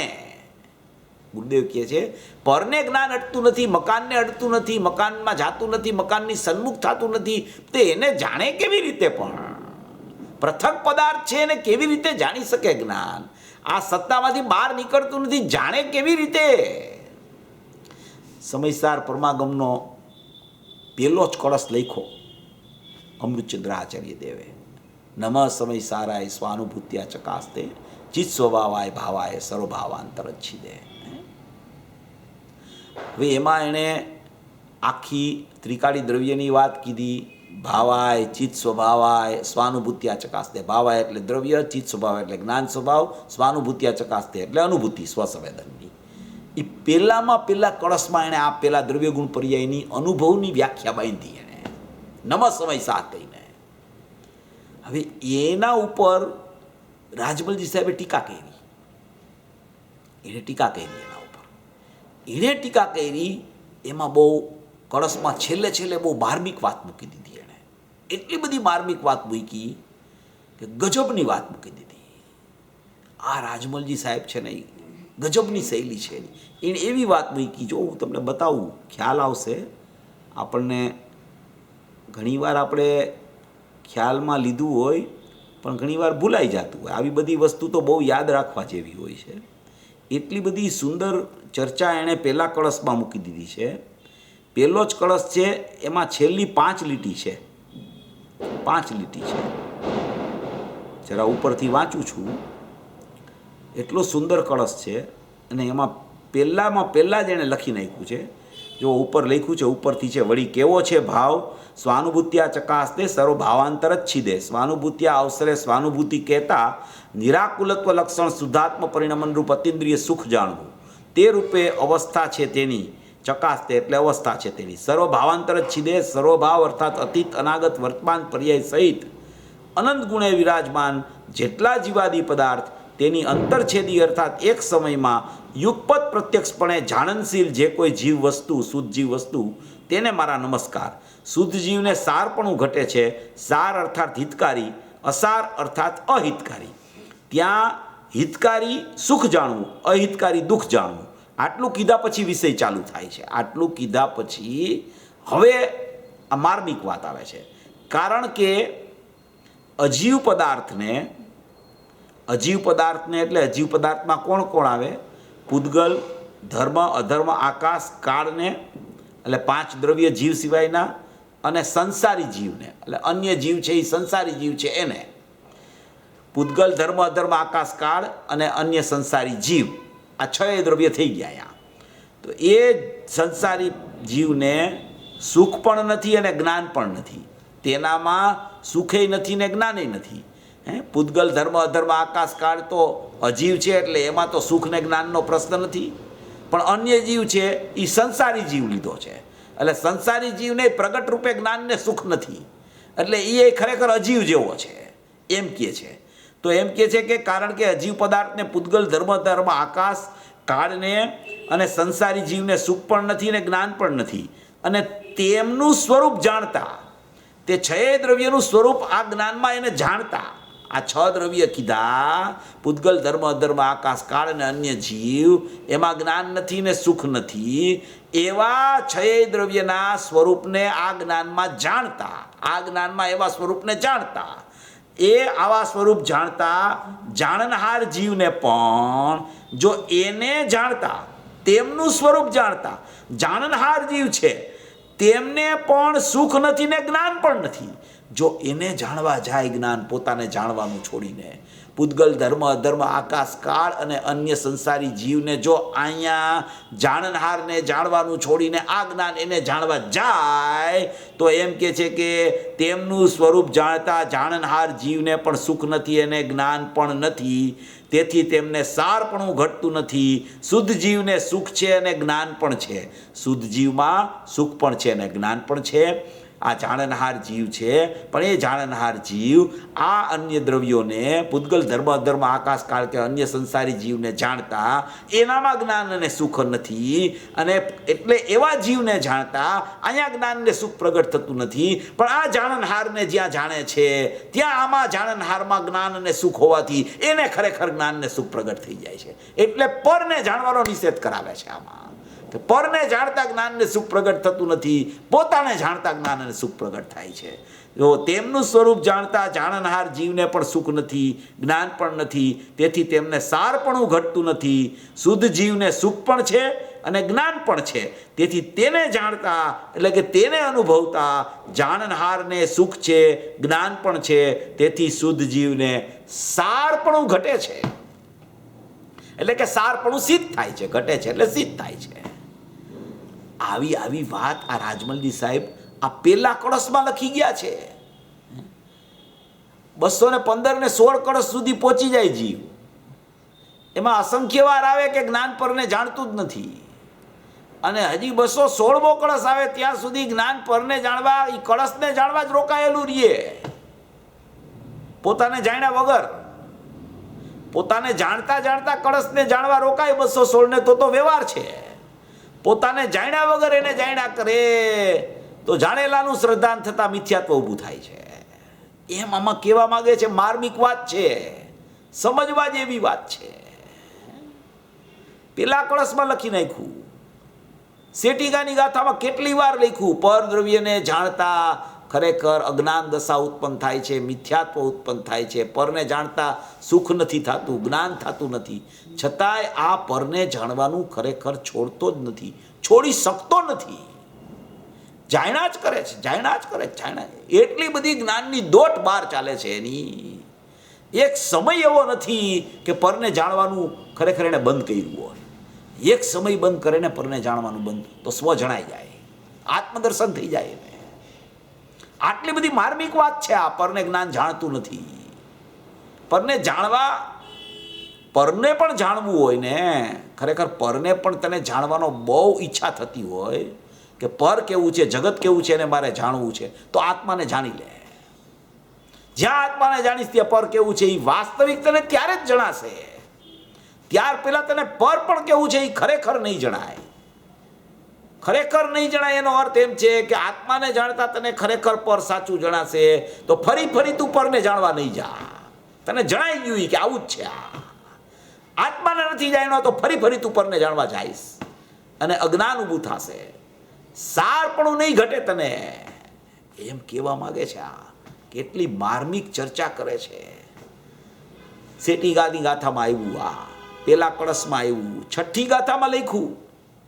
છઠ્ઠી ગાથામાં ગુરુદેવને પ્રશ્ન કર્યો કે જ્ઞાયકપણું પ્રસિદ્ધ છે કે કેવી રીતે, તો કે પરને જાણે એટલે એને જ્ઞાયક કહેવામાં આવે છે. તો કે પરને જાણે છે, તો ગુરુદેવે શબ્દ કીધો ના, એ જાણતું જ નથી કે પરને. આટલું બધું ગુરુદેવ કહી ગયા હોય છતાંય ખરેખર એને પરને જાણવાનો ખરેખર એટલો મહિમા, એ પરને જાણવું છૂટે જ નહીં જ્ઞાનમાં. શાંતિથી એકવાર એક ખૂણામાં બેસી પોતે પોતાના જ્ઞાનમાં વિચારધારા કેળવી અને વિચાર કરે કે ખરેખર મને પરનું જાણવું થાય છે કે ખરેખર મને જ્ઞાનમાં જ્ઞાનનું જાણવું થાય છે. ઉત્કૃષ્ટમાં ઉત્કૃષ્ટ ભેદજ્ઞાનની પરાકાષ્ઠા છે આ. જ્યારે આવું ભેદજ્ઞાને જીવ ચડી જાય છે ને, ત્યારે વાસ્તવિકપણે એને ખ્યાલમાં આવી જાય છે કે જ્ઞાનમાં જ્ઞાન જ જણાયા કરે છે, બીજું કાંઈ મને જણાતું જ નથી. કોઈ વસ્તુને હું જાણવા જાતો નથી કે કોઈ વસ્તુ મને જણાતી નથી. જ્ઞાનને જાણ્યા વગર મને કાંઈ જણાતું નથી. જ્ઞાનને જાણું છું તો બધું જણાઈ જાય છે. જ્ઞાનને નથી જાણતો તો ખરેખર મને પર જણાય છે, એ પણ પર નથી જણાતું. ભ્રાંતિથી મને એમ લાગે છે કે આ પર જણાય છે. એવી કોઈ સત્તા આમાં ખરેખર સિદ્ધ કરવા માગે છે. કેટલી બધી સુંદર વાત આમાં કરવા માગે છે કે જ્ઞાન પરને અડતું નથી, માટે પરને સી રીતે જાણે. પર સંબંધીનું જ્ઞાન પોતાનું છે તેને જાણે. પર સંબંધીનું જ્ઞાન પોતાનું છે તેને જાણે. પર સંબંધીનું જ્ઞાન પોતાનું કહેતા પણ જ્ઞાનનું જ જ્ઞાન છે. પણ પર સંબંધીનું શા માટે કીધું કે પર સંબંધીનું કહેતા પર જેવું છે એવું જ્ઞાનમાં ઉત્પાદ થયો છે જાણવા રૂપે, એટલે એને પર સંબંધીનું જ્ઞાન પોતાનું છે તેને તે જાણે. આવા નિયમ આકરા ભારે. ગુરુદેવ શું કહે છે? આવા નિયમ આકરા છે ભાઈ, ભારે. નિયમ તો આ છે, તું આજે સ્વીકાર, કાલે સ્વીકાર કે ગમે ત્યારે સ્વીકાર, તારે આ સ્વીકારવું પડશે. જ્ઞાનમાં જ્ઞાન જણાય છે, બીજું કાંઈ જણાતું નથી. મારી ચૈતન્ય લક્ષ્મીમાં જ્ઞાન સિવાય કાંઈ નથી. જ્ઞાન માત્ર આત્મા કીધો. સમયસારમાં ઠેર ઠેર ઠેર ઠેર ઠેર જ્યાં જોવો ત્યાં સમયસાર ખોલો, જ્ઞાન માત્ર આત્મા, જ્ઞાન માત્ર આત્મા, જ્ઞાન માત્ર આત્મા, જ્ઞાન માત્ર આત્મા. એટલે પરિશિષ્ટમાં પ્રશ્ન પૂછ્યો કે તમે આખા સમયસારમાં અમૃતચંદ્ર આચાર્યદેવે પરિશિષ્ટ લખ્યું, તો એણે એમ પ્રશ્ન પૂછ્યો અહીંયા કે આખા સમયસારમાં તમે જ્ઞાન માત્ર જ્ઞાન માત્ર જ્ઞાન માત્ર કહેતા આવ્યા છો, તો હવે જ્ઞાન સિવાય બીજા કોઈ ગુણ છે કે છે જ નહીં? તો કે જ્ઞાન માત્ર આત્મા તું કહેશ ને ત્યાં અનંત શક્તિઓ, અનંત ગુણો ઉછળી પડે છે. જ્ઞાન માત્ર આત્માનો મહિમા તને આવવો જોઈએ. ત્યાં અનંત શક્તિઓ ઉછળી પડે છે, અનંત શક્તિઓ ઉછળી પડે છે. એવું સ્વરૂપ છે જ્ઞાનનું. હું જ્ઞાન માત્ર આત્મા છું, હું જ્ઞાન માત્ર ચીજ છું, હું જ્ઞાન માત્ર વસ્તુ છું. જ્યાં આવો ખ્યાલ આવે ત્યાં ઓહો હો આખો આત્મા એને ખ્યાલમાં આવી જાય. એવી કોઈ સત્તા સિદ્ધ કરે છે. આવા નિયમ આકરા ભારે. આ હા હા લ્યો, ખડીએ ભીતને ધોળી કરી નથી. પાછા સેટિકાની ગાથા ઉપર આવી ગયા. ખડીએ ભીતને ધોળી કરી નથી, કારણ કે ખડી ખડીમાં છે, ભીત ભીતમાં છે. બે દ્રવ્યની ભિન્નતા બતાવવા માગે છે. હવે દ્રષ્ટિ ઇષ્ટ એમ ઘણા કહે છે, દ્રષ્ટિ ઇષ્ટ ઘણા એમ કહે કે હવે આ ખડી ભીતને સફેદ કરે છે એમ ચોખ્ખું દેખાય છે. આ ઓલો કલરવાળો આવ્યો છે એ ભીત આવી કાળી એકદમ કાળી હતી ને ચૂનો માર્યો તો ભીત સફેદ થઈ ગઈ એવું દેખાય છે. દ્રષ્ટિ ઇષ્ટ આવી દ્રષ્ટિમાં ઇષ્ટપણું દેખાય છે આ કે કાળામાંથી ધોળી થઈ ગઈ ને તમે એનો નિષેધ કરો છો. કેમ નિષેધ કરો છો એમ કહે છે. દ્રષ્ટિ ઇષ્ટ એમ ઘણા કહે છે દેખાય છે ને તમે ના પાડો છો. આવું દેખાય છે ને તમે ના પાડો છો, તમે નિષેધ કરો છો. તો કે જગતને જે દેખાય છે ને એ જ્ઞાનીઓ છે ને એને એ કાંઈ દેખાતું જ નથી. જે જગતને દેખાય છે ને એ જગત છે ને એ જ્ઞાનીને છે ને પાગલ કહે અને જ્ઞાનીઓ જગતને પાગલ કહે. આવી સ્થિતિ છે. જગત જ્યાં જાગે છે ને ત્યાં જ્ઞાનીઓ ઊંઘતા હોય છે અને જ્યાં જગત સૂતું હોય છે ત્યાં જ્ઞાનીની જાગૃત દશા ચાલતી હોય છે. જગત આખું અંધારામાં લપેટાઈ ગયું છે. એટલું અંધારામાં લપેટાયેલું છે, એટલું અંધારામાં લપેટાયેલું છે કે એ અંધારામાં એને પ્રકાશ દેખાય છે. અને જ્ઞાનીને ખરેખર પ્રકાશમાં પ્રકાશ દેખાતો હોવાથી અંધારું ભાસતું જ નથી. એને એવી કોઈ જ્ઞાનીની સ્થિતિને જ્ઞાનીની મહિમા હોય છે. એટલે કે છે કે દ્રષ્ટિ ઇષ્ટ એમ ઘણા કહે છે કે દેખાય છે અને તમે ના પાડો છો. અરે પ્રભુ સાંભળતો ખરો, ગુરુદેવ કહે છે તું સાંભળ ભાઈ, અમારી વાત સાંભળ. આ કોઈ ગુરુદેવ કહેતા હતા કે આ વનની મારી કોયલ અહીંયા આવી ગઈ છે, નાયરોબીમાં બોલ્યા. આ તો કોઈ આ જીવ અહીંયા ખરેખર વિદેશ ક્ષેત્રમાંથી આ પુરુષ અહીંયા આવી ગયા ખરેખર. એટલે આ વાત બહાર આવી. આ કોણ માને આ વાત કે ખડી ભીતને સફેદ નથી કરતી? કોણ માને? જ્ઞાની થવાનો હોય ઈ માને. જ્ઞાની કે એનું જ્ઞાની થવાનો હોય ઈ માને. અજ્ઞાની રહેવું હોય ન માને. એમ કે છે સાંભળતો ખરો તું ભાઈ. એક પંડિત આવ્યો તો કહે છે અરે એને કીધું કે પાણી અગ્નિથી ઊનું થાય એની તમે ના પાડો છો. દેખાય છે પાદરું, દેખાય છે કે પાણી અગ્નિથી જ ઊનું થયું છે. હમણાં મેં ડોલ મૂકી હતી, ઠંડી હતી અને જ્યાં અગ્નિનો સંયોગ થયો ત્યાં પાણી ઊનું થઈ ગયું અને તમે કહો છો કે અગ્નિથી થતું નથી પાણી ઊનું. વારંવાર કીધા કરો છો કે પાણી અગ્નિથી ઉષ્ણ થતું નથી, પાણી મલિન થતું નથી માટીના સંગે, પાણી ઉષ્ણ થતું નથી અગ્નિના સંગે. પાણીને તમે પાણી તરીકે જ સિદ્ધ કર્યા કરો છો અને અમને તો ઉષ્ણ અને મલિન જ દેખાયા કરે છે પાણી. તો કે એ તું પાણીને જોતો જ નથી. તું પાણીને પાણીથી જો ને તો તને ઉષ્ણ નહીં દેખાય ને તને મલિને નહીં દેખાય. પાણીને જોવાની દ્રષ્ટિ જુદી હોય છે.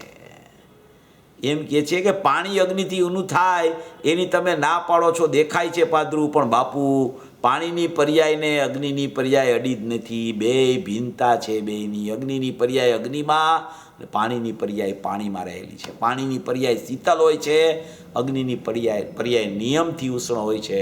પણ પાણીને અગ્નિનો સંયોગ થતાં એની પર્યાયમાં એવી કોઈ ઉષ્ણતાનું પરિણમન પાણીનું જોઈને એને એમ લાગે છે કે પાણી ઉષ્ણ અગ્નિથી થઈ ગયું. પાણીની પર્યાય ઉષ્ણથી છે ને અગ્નિથી ખરેખર ઉષ્ણ થઈ ગઈ. તો કે બિલકુલ અગ્નિથી ઉષ્ણ થઈ નથી. એની તત્સમયની યોગ્યતા જે ઉષ્ણ થવાનો સ્વકાળ હતો એટલે ખરેખર એમ કહેવામાં આવે કે પાણી અગ્નિના સંગે ઉષ્ણ થયું છે. ખરેખર અગ્નિનો સંગબંગ કાંઈ છે જ નહીં. ઉષ્ણતા સ્વતઃસિદ્ધ પર્યાયની યોગ્યતાથી થાય છે. ઘણીવાર આના દ્રષ્ટાંતો ઘણા આપેલા છે, એટલે હવે દ્રષ્ટાંતિ નથી આપતો. ઘણાને ખબર હોય છે, કેટલાય દ્રષ્ટાંતો આના માટે આપેલા છે કે કેવી રીતે આ પાણી ને અગ્નિની જુદાઈ કેવી રીતે છે. આપણને ખબર છે, ગરમ પાણી તમે લઈ આવો અને ગરમ પાણી અગ્નિ ઉપર તમે છાંટો તો પાણીની આગ ઠરી જાય છે. પાણીનો સ્વભાવ જ શીતળ છે. ગરમ પાણીનો સ્વભાવ શીતળ છે એટલે અગ્નિ ઉપર નાખતા અગ્નિ ઠરી જાય છે. સ્વભાવ ક્યારેય નાશ નથી પામતો કોઈ પદાર્થનો.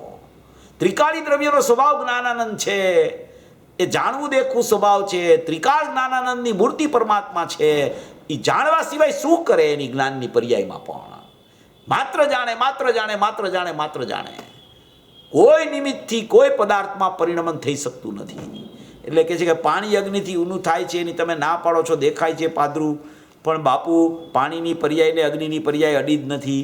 આ કહો રજનીભાઈ, આવું છે કોઈ દી સાંભળ્યું છે ક્યાંય? બધી ધમાધમ. આ પોપટભાઈના દીકરા છે, એક ફેરી કાઢ્યું હતું મોટું, શું કહેવાય, જાત્રા નહોતી કાઢી, કાંતિભાઈ ધ્રાંગધ્રાવાળા, થોડા પૈસા ખર્ચે 5-25 હજાર, ત્યાં એમ થઈ જાય કે આપણે તો મોટી જાત્રા કાઢીને ધર્મ થઈ ગયો. જાત્રા કાઢે તેમાં એને ભ્રમણા થાય જ. જાત્રા ન કાઢવી એમ અર્થ નથી આનો. જાત્રા કાઢે ત્યારે ભ્રમણા છોડવી. જાત્રા કાઢે ત્યારે ભ્રમણા થઈ જતી હોય ને તો ગુરુદેવને યાદ કરવા કે જાત્રા કાઢવાથી ધર્મ થતો નથી.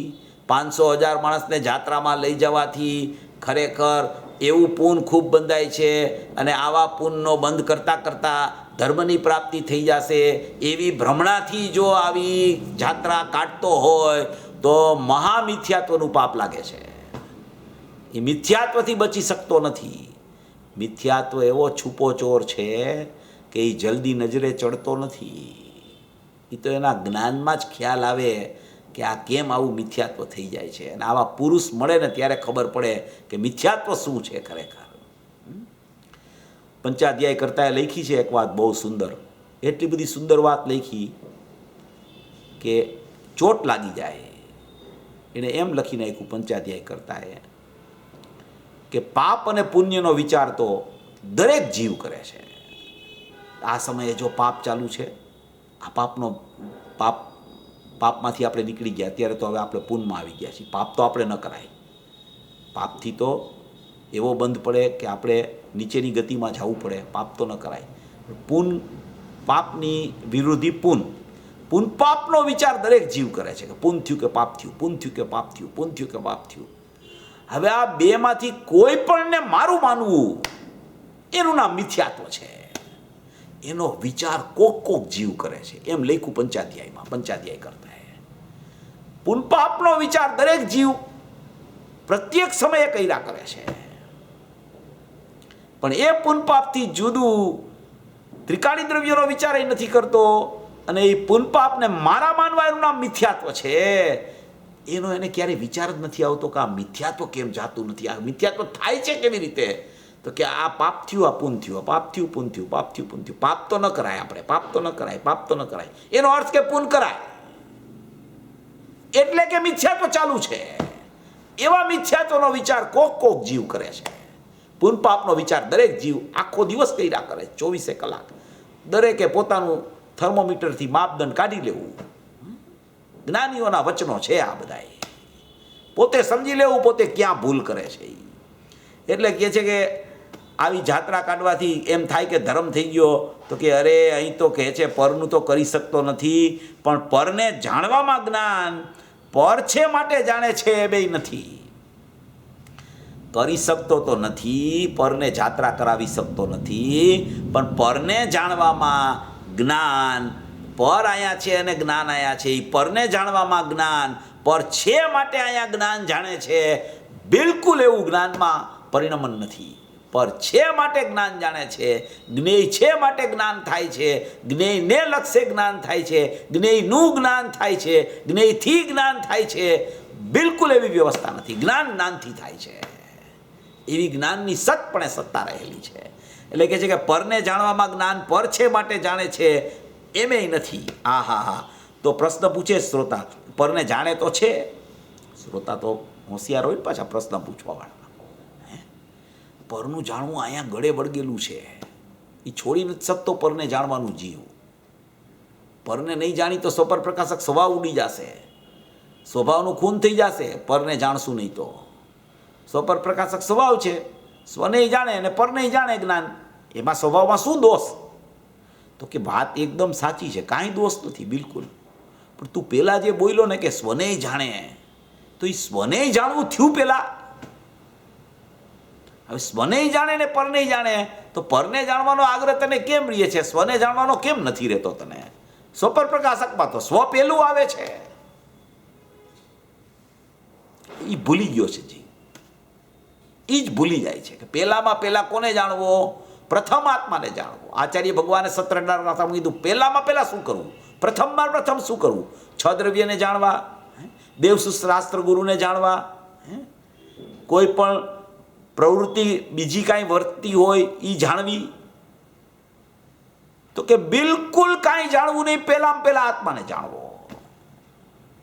નહીં નિક્ષેપ પ્રમાણથી જાણવું કે પહેલા આત્માને જાણવો, પ્રથમ આત્માને જાણવો, પ્રથમ આત્માને જાણવો. એમ આચાર્ય ભગવાનનું કથન છે.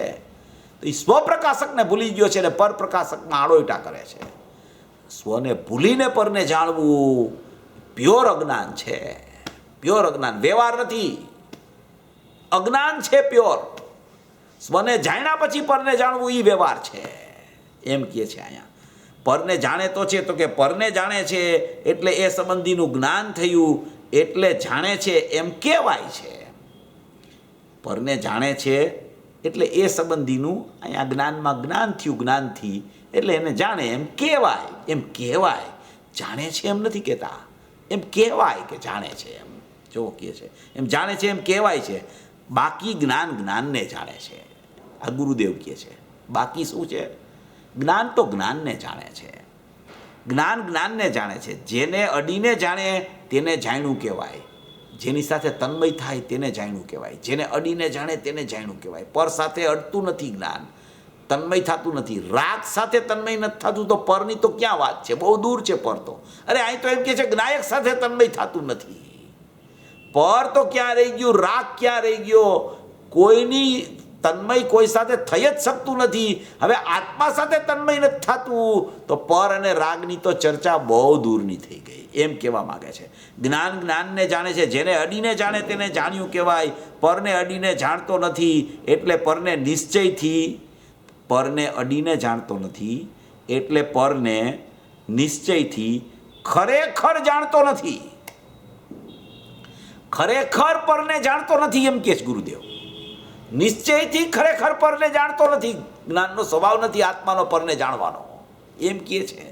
એટલે નિશ્ચયથી પર ખરેખર, પરને નિશ્ચયથી ખરેખર જાણતો નથી. આવો ભેદ એટલે કે આવું જ્ઞાન છે. આવો ભેદ એટલે કે આવું જ્ઞાન છે. આવી ઝીણી વાત છે ભાઈ, આહા, આવી ઝીણી વાત છે. જો આખી આ સેટિકાની ગાથા છે ને, એમાં બે દ્રવ્યની ભિન્નતા બતાવેલી છે કે જ્ઞાન આત્માને જ જાણ્યા કરે છે, અથવા તો અભેદથી જ્ઞાન આત્માને જાણે, અથવા તો જ્ઞાન જ્ઞાનને ભેદથી જાણે, અથવા જ્ઞાનની સ્વતંત્રતાથી જુઓ તો જ્ઞાન જ્ઞાનને જ જાણે છે. પરનો તો કોઈ પ્રશ્ન ઉપસ્થિત થતો જ નથી. જ્યાં પોતાના જ આત્માના બીજા ગુણોની અનંત પર્યાયો છે એને પણ જ્ઞાનની પર્યાય જાણતી નથી. અરે ત્યાંથી આગળ વધીને જ્ઞાયકને જાણે છે એવું પણ જ્ઞાનની પર્યાયમાં નથી, તો પરનો તો પ્રશ્ન જ આવતો નથી. એમ કરીને અહીંયા જ્ઞાનની સ્વતંત્રતા, સ્વાધીનતા, એકરૂપતા, સતપણું, એની પોતાની નિરપેક્ષતા, એની પોતાની જ ખરેખર આખી વર્ણનની જ્ઞાનમાં જ્ઞાનની સ્થિતિ કેવી રીતે ચાલી રહી છે એ ખરેખર અહીંયા આખા કળશમાં આ જ વાત વારંવાર વારંવાર આવ્યા કરશે. આપણે તો અક્ષરસ વાંચીએ છીએ ને એટલે બધાય વિષયો આવે, આપણે એક એક લીટી એક કાંઈ છોડતા નથી આપણે. ત્યારે ઘણા વિષયો તો બે ત્રણ વાર પણ આવે છે. પણ ગુરુદેવ ઘણીવાર કહેતા હતા, ઘણીવાર કહે પ્રવચનમાં, બધાએ સાંભળ્યું હોય કે આમાં કાંઈ પુનરુક્તિ દોષ લાગતો નથી. પુનરુક્તિ દોષ લાગતો નથી એટલે વારંવાર એકને એક સાચી વાત ઘૂંટવામાં આવે તો એ સાચી વાત છે ને તને અંદરમાં બેસી જશે. એટલે તું વારંવાર સાચી વાતને ઘૂંટવાનું ચાલુ રાખ. એ ઓલા કહેતા હતા ને કે એમ કે એકને એક વાત વારંવાર કહો ને ખોટી વાત તો એ પણ કોઈ જીવને સાચી લાગવા માંડે. એમ અહીંયા એકને એક વાત છે ને વારંવાર સાચી કહેવામાં આવે ને તો સત્યમાં એ ચાલ્યો જાય. એવી આ વાત બતાવવા માગે છે. એટલે એવું સ્વરૂપ છે. આવું સ્વરૂપ સમજી સર્વભવી જીવો મોક્ષ માર્ગમાં પ્રયાણ કરે એવી મંગલ ભાવના. હાજી, બહુ સરસ ચેતનભાઈ. તમે ભલે એક એક લીટીનું લો છો પણ એટલું ગાઢું કરાવો છો કે બરોબર સત્ય થઈ જ જવું જોઈએ. પણ એનીવે, કોઈને પણ સવાલ પૂછવો હોય તો પોતે અનમ્યુટ કરીને આવી શકે છે. પ્રશ્ન છે ને પૂછે એમાં પ્રયોજનભૂત પ્રશ્ન પૂછે, અને જે કાંઈ વાત આમાં આવી હોય એના વિશે પૂછે તો વધારે સારું. બીજો પૂછે તોય કાંઈ વાંધો નહીં, પણ પ્રયોજનભૂત વાત હોય ને એવા પ્રશ્ન પૂછે તો વધારે સારું. ઘણી વખત પ્રશ્નની બદલે માત્ર વિવેચન આવી જાય છે, તો એની જરૂર નથી હોતી. ખાલી પ્રશ્ન કાંઈ હોય, ક્યાંય અટકતો હોય કોઈ જીવ કે ભાઈ આ વાત આવી એમાં હું અહીંયા અટકું છું, આનાથી મારે આગળ કેવી રીતે જવું, તો એવા પ્રશ્નો હોય ને તો સારું, તો એવા પ્રશ્નો પૂછી શકાય. ભલે 5-25 પ્રશ્ન હોય એનો વાંધો નથી, પણ પ્રયોજનભૂત પ્રશ્ન હોવા જોઈએ ટૂંકમાં. ચેતનભાઈ, હાજી, જય જય. આપણે ગુરુદેવશ્રીએ કહ્યું વનની મારી કોયલ. હા, તો એનો શું મતલબ થાય છે? એનો અર્થ એમ થાય છે કે અમારે તો ખરેખર વનમાં જવાનો ભાવ હતો, પણ આ વનની માયરી કોયલ, એટલે કોયલની જેવી મીઠાશ હોય ને એવી મીઠાશવાળો જીવ ખરેખર અહીંયા આવી ગયો, એમ કહેવા માગે છે ગુરુદેવ.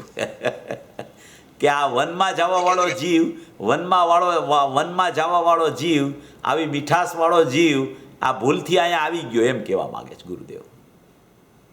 ઘણી વાર કહેતે કે વિદેશી અહીંયા ક્યાં આવી ચડ્યા. હા, એમ કહે ને કે ભાઈ અમારું તો અહીં સ્થાન જ ન હોય. પણ પૂજ્ય ગુરુદેવ શ્રી તો એટલા નિખાલસ ને રજનીભાઈ કે એ પોતે સત્ય વાત કહી દે. એ કે ત્યાં અમારા એવા પરિણામ થઈ ગયા અને ત્યારે અમારો બંધ પડી ગયો, એટલે અમારે અહીંયા ભરત ક્ષેત્રમાં આવવાનું થઈ ગયું. એટલે આપણે તો એમ કહી છીએ કે આપણા ભાગ્ય યોગે અહીંયા આવી ગયા, એને તો બંધ પડ્યો એ એની સ્થિતિની વાત છે. પણ આપણા પુનના પ્રકાર એવા હતા એટલે આપણું પુન એને ખેંચી આવ્યું અહીંયા કે તમારી અહીં જરૂર છે, જલ્દી આવો, અહીંયા મોક્ષમાં જવાવાળાની મંડળી ભેગી થઈ છે, તમે નહીં આવો તો મોક્ષમાં ક્યાંથી જશે. હવે એ કહેવાય તો એમ જ, પાછા એમ કહે કે જ્ઞાની કોઈનું કાંઈ કરી શકતા નથી, પણ એ ખરેખર જ્ઞાની આવે ત્યારે સમજાય કે જ્ઞાની કોઈનું કાંઈ કરી શકતા નથી. નિમિત્ત કિંચિત કર છે, એ સમજાવનાર તો એ પુરુષ છે. એવી વાત ગુરુદેવનો તો મહા ઉપકાર છે. આપણે આમ એની વાત સાંભળતા સાંભળતા અંદરથી હર્ષિત થઈ જાય હૃદય, એવી વાત છે ગુરુદેવની. બરાબર, એકદમ બરાબર. ઓકે, ધન્યવાદ.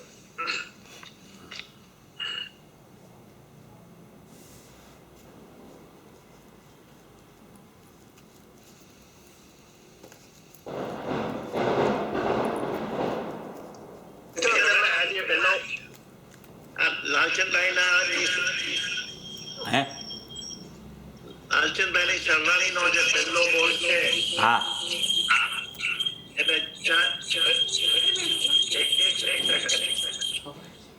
અવાજ કંઈક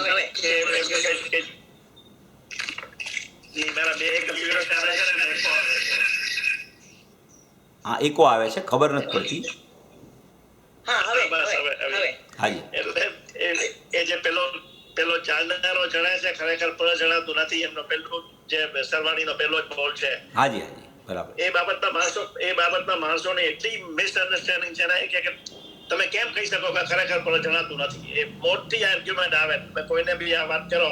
હાજી, ને પછી કે તો જ્ઞાનનો સ્વભાવ તો સ્વ પર પ્રકાશક છે, તો સ્વ જણાય પર જણાય છે. પછી તમે આજે જે કીધું એ અમે સમજાવશું હવે પગને.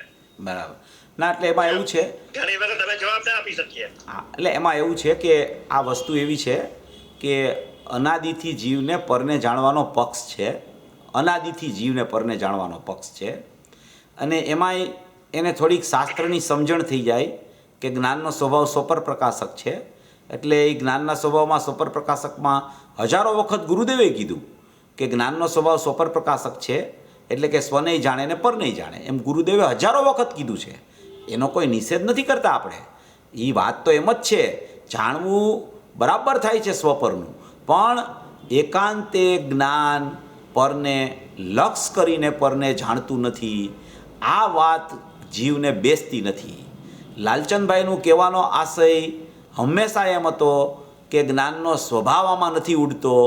અમે જ્ઞાન એકાંતે પરને લક્ષ કરીને નથી જાણતું, એના માટે પરને જાણવાનો નિષેધ કરીએ છીએ. અમે જ્ઞાનના સ્વપર પ્રકાશક સ્વભાવનો નિષેધ નથી કરતા, અને અમે ક્યાંય જ્ઞાનના સ્વપર પ્રકાશકનો નિષેધ કરીને સ્વપ્રકાશક કીધું હોય તો પણ એ ખરેખર પ્રયોજનની સિદ્ધિની અપેક્ષાએ અમે સ્વપ્રકાશકની વાત કરી છે કે જાણનારો જ જણાય છે ને ખરેખર પર નથી જણાતું.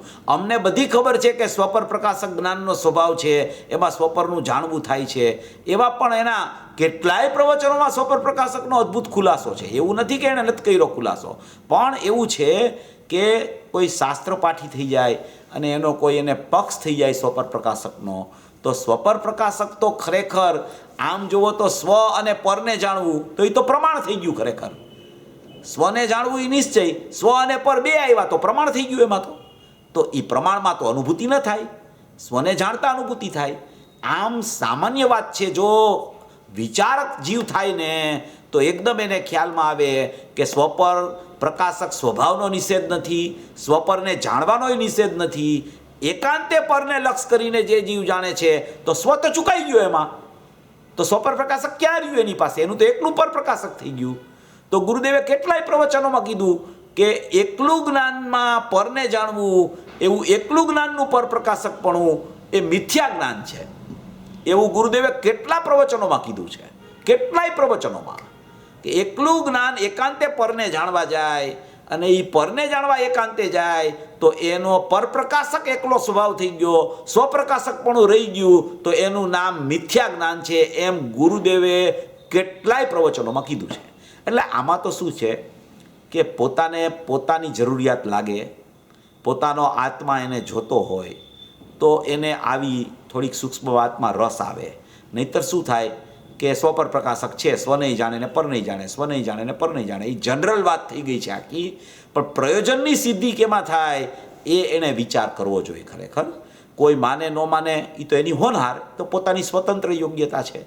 કોઈ કોઈને સમજાવી શકે એવો તો કાંઈ આમાં પ્રશ્ન જ નથી. કોઈ નિમિત્ત એક આવી જાય, નિમિત્તે 500 જણા સમજી જાય, એવું તો કાંઈ નિમિત્તથી તો કાંઈ જ્ઞાન થતું નથી. એટલે એ તો પ્રશ્ન આમાં છે જ નહીં. પણ એને પોતાને જરૂરિયાત પોતાની લાગે તો એને ખરેખર આ વાત સમજાયા વગર રહે જ નહીં. એ આચાર્ય ભગવાને કેટલી ગાથાઓમાં આ વાત કરેલી છે, તો કેટલા આધારો હોય છે, પણ એવા આધારનું આપણે કોઈને દઈને કામ શું છે? એ તો એને પોતે સ્વતંત્ર એને ખબર હોય પોતાને. એટલે એ તો પોતે પોતાના પરિણમનના વિશ્વાસે, પોતાના અપરિણામીના વિશ્વાસે પરિણમન કરવા માટે ચડે તો એને ખ્યાલમાં આવી જાય સ્વપર પ્રકાશક. પણ ન ખ્યાલ આવે એવું નથી. એવું છે. બરોબર, સરસ. ચેતનભાઈ પૂછું હું? હા, પૂછો. ચેતનભાઈ, હાજી હાજી. અત્યારે તો હવે અત્યારે તત્સમયની યોગ્યતામાં તો મને તો મારો જ્ઞાનનો વિસ્તાર એટલે મારે જાણવું છે દ્રવ્ય ગુણ પર્યાય ને બરાબર. તો પછી એમાં તો એકાંતે લક્ષપૂર્વક જાણવું થયું ને એ પર જ થયું ને. એટલે તો એમાં એ અત્યારે તો સાચા દેવગુરુ સાથે. હા, બરાબર છે. એમાં એવું છે કે આપણે સાચા દેવ શાસ્ત્ર ગુરુનો વિવેક કોઈ દિવસ કોઈ આત્માર્થીને ચૂકાય નહીં. એવી રીતે દેવશાસ્ત્ર ગુરુનો વિનય પણ ન ચૂકાય અને પોતાનું જ્ઞાનનું સતપણું પણ ન ચૂકાય. પોતાના આત્માને જાણવો છે એવો એને વિશ્વાસ પણ અંદરથી આવવો જોઈએ. એવું પરિણમન કેમ થાય મારું, એવી જાગૃતિ પણ એને જિજ્ઞાસાપૂર્વક અંદરથી હોવી જોઈએ. આ બધી વસ્તુ તો આત્માર્થીને પ્રથમ ભૂમિકામાં હોવી જોઈએ.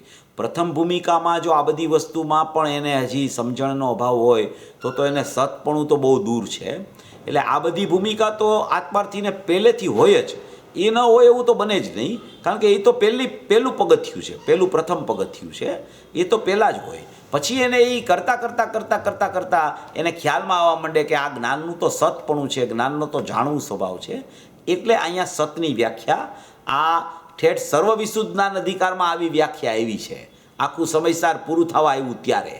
એટલે આ સતની વ્યાખ્યા પહેલાંય આવી ગઈ છે અને આ વારંવાર આવ્યા કરે છે. પણ એ સતની વ્યાખ્યા તો આ બધું પ્રાથમિક ભૂમિકાનું જ્ઞાન હોય ને પછી એને ખ્યાલમાં આવવા માંડે. એવી રીતે એની સમજણ કરવી જોઈએ એને. પણ સંકેતી થયા પછી પણ શાસ્ત્રો ને એ તો ચાલતું જ હોય ને, શાસ્ત્ર વાંચવાનું. હા, એ ચાલતું હોય ત્યારે એને શાસ્ત્ર વાંચવાનું, એને સ્વામિત્વપણું એના પ્રત્યેનું ન હોય. રાઈટ અજ્ઞાનીને એનું સ્વામિત્વ થઈ જાય, એકત્વ બુદ્ધિ થઈ જાય. જ્યારે જ્ઞાનીને પોતાના સ્વભાવમાં સ્વામિત્વ ને એકત્વ થઈ ગયું હોય એટલે પરદ્રવ્ય સન્મુખ થાય ને જ્ઞાની, તો પણ તેને ખરેખર તેમાં એકત્વ બુદ્ધિ ન થાય. એ જ્ઞાનના પર જ્ઞેય તરીકે શાસ્ત્રને જાણે, દેવ ગુરુ શાસ્ત્ર બધાને જ્ઞાનના પર જ્ઞેય તરીકે જાણે, અને અજ્ઞાની એને પોતાના માનીને ચાલે. એવી એકત્વ બુદ્ધિ અજ્ઞાનીને હોય. જ્ઞાનીને એની ભિન્નતા થઈ ગઈ હોવાથી, ભેદદાન થયું હોવાથી સ્વપરનું, એને સ્વામિત્વ ન હોય ત્યાં. એટલે એ સ્વામિત્વપણાથી જ ખરેખર મિથ્યાત્વનો જન્મ થાય છે કે એનું સ્વામિત્વ ક્યાં ચાલે છે. જો ત્રિકાળી દ્રવ્યમાં સ્વામિત્વ થઈ ગયું હોય તો સમ્યક દર્શન પૂર્વકની એને શુદ્ધતા ચાલુ હોય છે, અને જો પરદ્રવ્યમાં એનું સ્વામિત્વ વર્તતું હોય તો એને મિથ્યાત્વનો ખરેખર ઉત્પાદ થયા કરે છે. એવી રીતે એને સમજણમાં લેવું. તો પર જણાય છે એટલે એ જ્ઞાતા દ્રષ્ટા એટલે ખાલી અવલોકન એવું થયું, જાણવું ને દેખવું, જાણવું ને એટલે દેખવું. એને પર જણાઈને એમાં જ્ઞાનીને કાંઈ વાંધો નથી હોતો.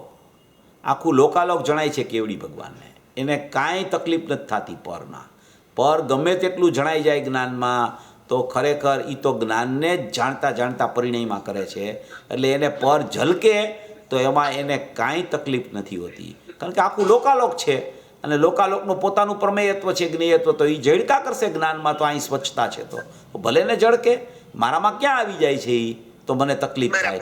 મારામાં તો જ્ઞાન છે, હું તો જ્ઞાનથી જાણવું કરું છું. પર પદાર્થો ભલે જલકે, કાંઈ વાંધો નહીં એમ. એ તો એ પોતે પોતામાં જ રહેતા હોય છે જ્ઞાની તો. બરાબર. હાજી. હા અરુણાબેન. હા, પૂરું થઈ ગયું. ઓકે. બીજા કોઈને છે નહીં તો પછી હું પૂછું છું. એક બેનને છે પ્રશ્ન. એમણે મારી જોડે વાત થઈ હતી ગઈકાલે, સુશીલાબેન, પણ મેં એમને કીધું કે તમે પૂછી લેજો. આમ એમણે ગઈકાલનું પ્રવચન સાંભળ્યું હતું, એમાંથી છે પ્રશ્ન. પણ પ્રશ્ન મને એમ લાગે છે કે એમની માટે પ્રયોજનભૂત રહેશે. એ તમારી પાસેથી ખુલાસો આવશે ને તો હાજી, તો તમે પૂછી શકો છો નિમિતાબેન. આજનો વિષય નથી એટલે નહીં તો નેક્સ્ટ મંગળવારે પૂછું. ના કાંઈ વાંધો નહીં, પૂછી લ્યો, પૂછી લ્યો. ગમે તે કાલનો વિષય હોય તો કાંઈ પ્રોબ્લેમ નથી એમાં, પૂછી લ્યો. હા, એટલે મારે ખાલી એ જાણવું છે કે આપણે જે ગઈકાલે કીધું ને કે ત્રિકાળી દ્રવ્યમાંથી શુદ્ધ અને અશુદ્ધ બંને પર્યાયો નીકળે છે ભાવ રૂપે, કરેક્ટ? ના એવું મેં એવું તો શુદ્ધ જ છે, તો એમાંથી અશુદ્ધ પર્યાય કઈ રીતે નીકળે? એવું તમે ચૈતન્ય પ્રવાહની વાત કરતા હતા કઈ. ચૈતન્ય પ્રવાહ એમાં મેં બેન શુદ્ધ અશુદ્ધ પર્યાય નીકળે છે એવું બિલકુલ કીધું નથી. ખરેખર મારી મન સમજ નથી. એટલે તમે ફરીવાર પ્રવચન સાંભળી લેજો, આપણું યુટ્યુબમાં હોય જ છે પ્રવચન. અશુદ્ધ પર્યાય અને શુદ્ધ પર્યાય બેમાંથી એકેય પર્યાય દ્રવ્યમાંથી નથી નીકળતી. પહેલાં તો એ સમજણ કરવાની જરૂર છે. શુદ્ધ પર્યાયનો જન્મ પણ ત્રિકાળી દ્રવ્યમાંથી નથી થતો, અશુદ્ધ પર્યાયનો જન્મ પણ ત્રિકાળી દ્રવ્યમાં નથી થતો. પર્યાયનો ઉત્પાદ છે ને દ્રવ્યમાંથી થાય છે, અને ઉત્પાદ થતા વેત એ પર્યાય યા તો શુદ્ધ રૂપે યા તો અશુદ્ધ રૂપે પરિણમી જાય છે.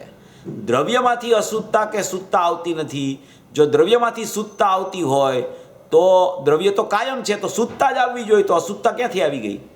અને જો દ્રવ્યમાંથી અશુદ્ધતા આવતી હોય તો ખરેખર કોઈ જીવને શુદ્ધતા પ્રગટ જ ન થાય. એટલે પહેલામાં પહેલો પાઠ એ છે કે દ્રવ્યમાંથી પર્યાયનું સતપણું ઉત્પાદ રૂપે પ્રગટ થાય છે, અને એ ઉત્પાદ રૂપે જ્યાં પ્રગટ થયું તે જ સમયે કાં તો એ સ્વમુખે કે પરમુખે પરિણમે, એટલે શુદ્ધતા કે અશુદ્ધતા રૂપેનું પરિણમન તે સમયે થઈ જાય છે. અંદરથી પર્યાય આવે છે તે શુદ્ધતા લઈને નથી આવતી કે અશુદ્ધતા લઈને નથી આવતી. એ સ્વતંત્ર સતપણે શુદ્ધ રૂપે કે અશુદ્ધ રૂપે પરિણમે છે. એવી રીતે વિચાર. હાજી હાજી. Thank you. હાજી, છે બીજા કોઈને પ્રશ્ન?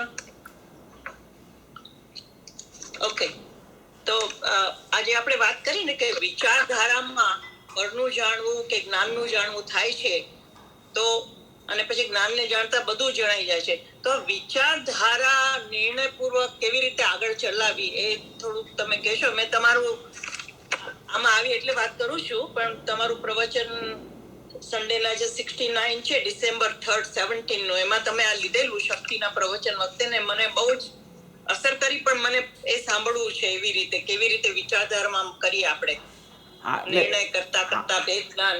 હા હા એટલે વિચારધારા તો એકચ્યુઅલી શું છે કે વિચારધારા જે ચાલે છે ને, એ જ્યાં સુધી વિચારધારા ચાલે છે તો એ વિચારધારા ખરેખર તો વિકલ્પરૂપ હોય છે.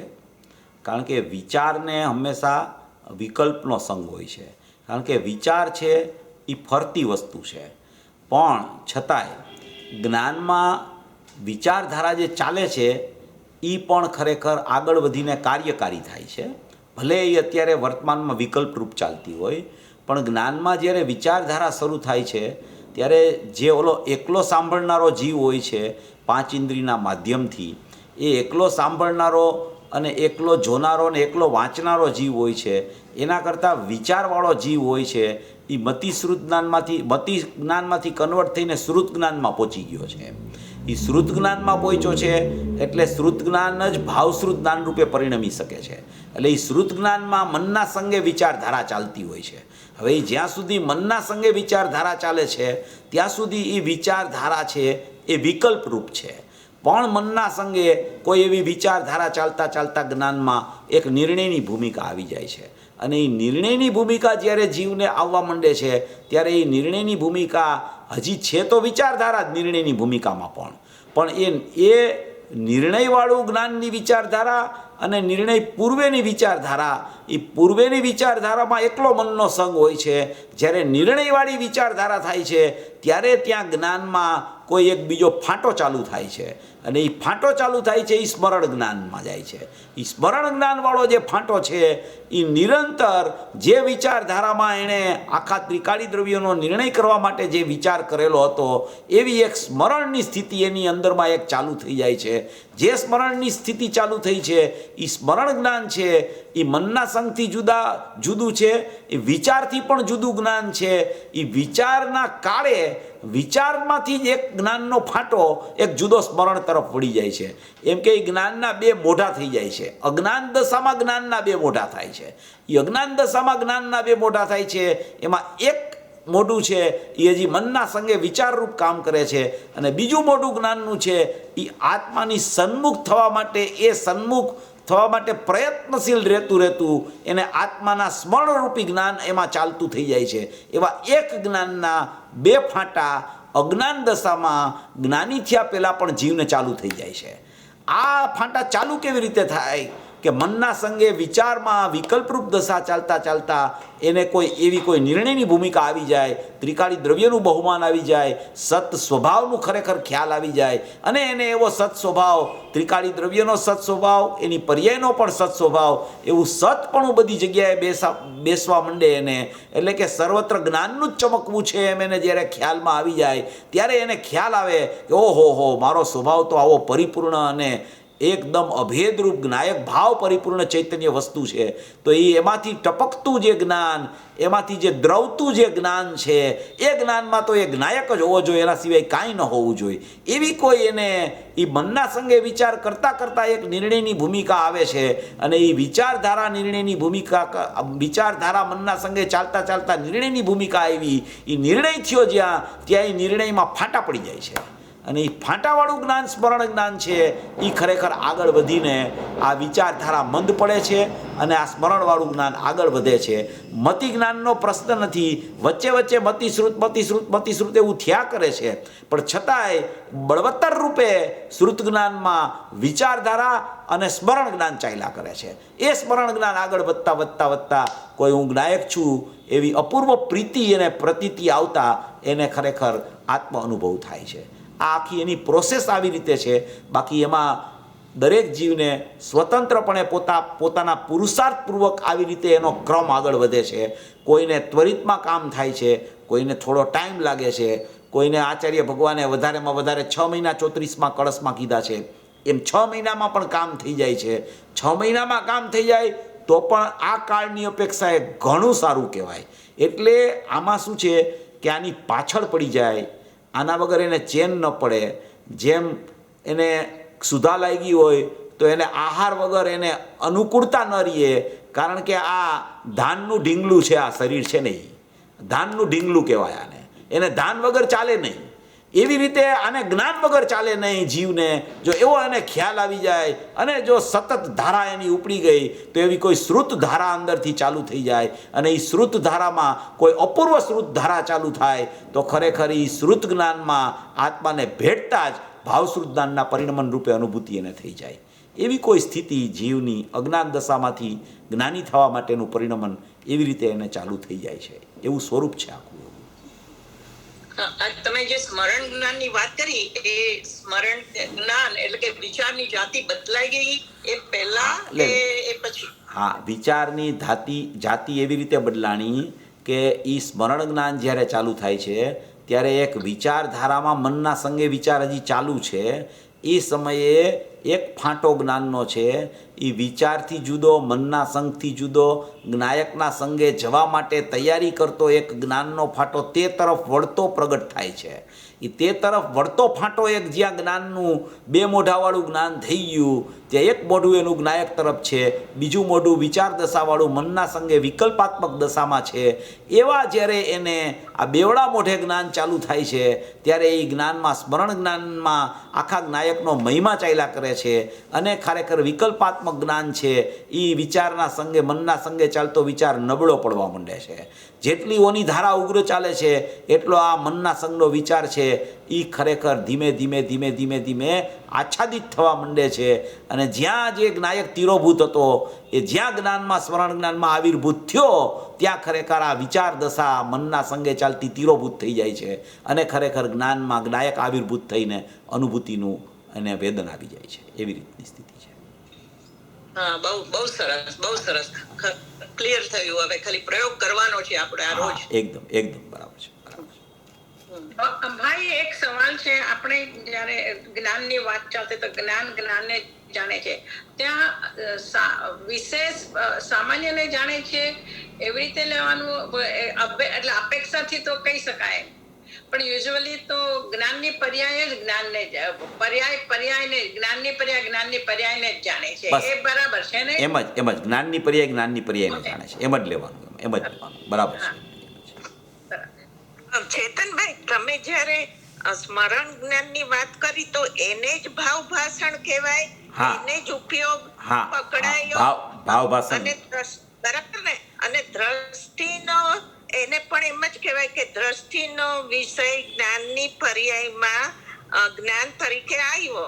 એકદમ બરાબર. એમ જ છે બેન. એમ જ કહેવાય એને. બરાબર છે. હા, એ ભાવનું ભાષણ થઈ જાય છે. ભાવવાન છે, ભાવવાન ત્રિકાળી દ્રવ્ય છે, એનું ભાવમાં ભાષણ થવા માંડે છે. ભાવ એટલે કે પોતાની દશા, ભાવવાન એટલે ત્રિકાળી દ્રવ્ય. એવા ભાવવાનનું એને ભાવમાં ભાષણ થવા માંડે છે કે મારો જ્ઞાયક પરમાત્મા આવો જ છે. બધી જગ્યાએ જ્ઞાયક પરમાત્માથી જ કામ થાય. પહેલી વાત એ. પણ એ જ્ઞાયક પરમાત્માની સન્મુખ થનારી પર્યાય જે હોય એ પર્યાયમાં થાય કામ. પણ એ પર્યાયમાં થાય ક્યારે કામ? કે એ જ્ઞાયકની સન્મુખ થાય ત્યારે. એટલે એને ભાવ ભાષણ પહેલાં આવે. ભાવ ભાષણ આવતા સ્મરણ જ્ઞાનમાં આગળ વધતા એને વિકલ્પો તૂટીને ખરેખર વિકલ્પો મંદ પડેલા વિકલ્પો પછી સ્મરણ જ્ઞાન આગળ વધતા નિર્વિકલ્પ દશાનું પરિણમન એને ક્રમે આવે જ નિયમથી આવે. એવું સ્વરૂપ છે. તો ભાઈ, આ બધું લબ્ધ થતું જાય, કારણ કે આ કઈ એક સરખી ધારા તો ન ચાલતી હોય. એટલે મેં એમાં કીધું વચ્ચે આવું કઈ હોય, મેં વચ્ચે તમને આ જે પ્રયત્ન થતો હોય એ લબ્ધ થતો જાય. એટલે આમ અરુણાબેન, એમને બોલવા દો, પછી આપણે આ છેલ્લું તમારું પતી જાય ને પછી વિલ સ્ટોપ. મેં એ જ વાત કરી કે એ ધારા ચાલતી હોય, ધારામાં પણ મતિશ્રુત એવું પરિણમન ચાલ્યા કરે. મતિ જ્ઞાનમાં 5 ઇન્દ્રિયનો વેપાર પણ પાછો ચાલુ થઈ જાય. પાછો મતિ જ્ઞાનનો વેપાર બંધ થઈને શ્રુત જ્ઞાનમાં વિકલ્પો ચાલુ થઈ જાય. પાછા એ વિકલ્પોથી પાછો ફરી અને સ્મરણ જ્ઞાનમાં જીવ આવી જાય. સ્મરણ જ્ઞાનમાં આવતા જ્ઞાયક સુધી ન પહોંચે, પાછો વિકલ્પમાં આવી જાય. પાછો વિકલ્પમાં આવ્યા પછી શ્રુત જ્ઞાનમાંથી પાછો મતિ જ્ઞાનમાં પણ 5 ઇન્દ્રિયના વિષય તરફ પણ ચાલ્યો જાય, શાસ્ત્ર વાંચવા માંડે, જ્ઞાનીની વાણી સાંભળવા માંડે, પાછી સાંભળતા સાંભળતા ને વાંચતા વાંચતા એને આત્માના વિકલ્પો અને વિચાર મનના સંગે ચાલુ થઈ જાય, એ પાછા વિચારોથી આગળ વધીને જ્ઞાનમાં આવી જાય, પાછું સ્મરણ જ્ઞાન એને પ્રયત્નપૂર્વક પકડાય અને એ પાછો એ સ્મરણ જ્ઞાનમાં જ્ઞાયક તરફ જવાનો પ્રયાસ કરે. આવી ઘણો સમય સુધી આવી એની ધારા ચાલ્યા કરે, એમાં આવું પરિણમન એને ચાલ્યા કરે. એ પોતે પકડી ન શકે કે આ મતિ જ્ઞાન થયું કે શ્રુત જ્ઞાન થયું, કારણ કે એ મતિ શ્રુતનો ઉપયોગ જ એવો છે કે એ કાગડાના ડોળાની જેમ ફરતો હોય. ઉપયોગ એક છે, જ્ઞાન બે છે. મતિ શ્રુત એ એક સમયે એક જ ઉપયોગ, એક સમયે મતિ જ્ઞાન રૂપ હોય અથવા એ એક સમયે શ્રુત જ્ઞાન રૂપ હોય. એટલે એ પોતાને પણ ખ્યાલ ના આવે કે આ મતિ થયું કે શ્રુત થયું, એટલી ઝડપથી એ ઉપયોગ ફરતો હોય. એટલે એવી સ્થિતિ કોઈ અજ્ઞાન દશામાં પણ જ્ઞાની થવા માટે આવું પરિણમન ચાલુ થઈ શકે છે. એવું સ્વરૂપ સમજી અને સર્વજીવો પ્રયાણ કરી અને મોક્ષ માર્ગમાં આગળ વધે એવી મંગલ ભાવના. જી આપ જીનવાણી લઈ લેશો. હા. અહો ઉપકાર જીનવરનો કુંદનો ધ્વનિ દિવ્યનો, જીન કુંદ ધ્વનિ આપ્યા અહો આ ગુરુ કહાનનો, જીન કુંદ ધ્વનિ આપ્યા અહો આ ગુરુ રાજનો, जावाणी के ज्ञान से सूझे लोकालो, सोवाणी मस्तकन मुँह सदा द्वैत ऊंडो. 9 વાર નમોકાર મંત્ર.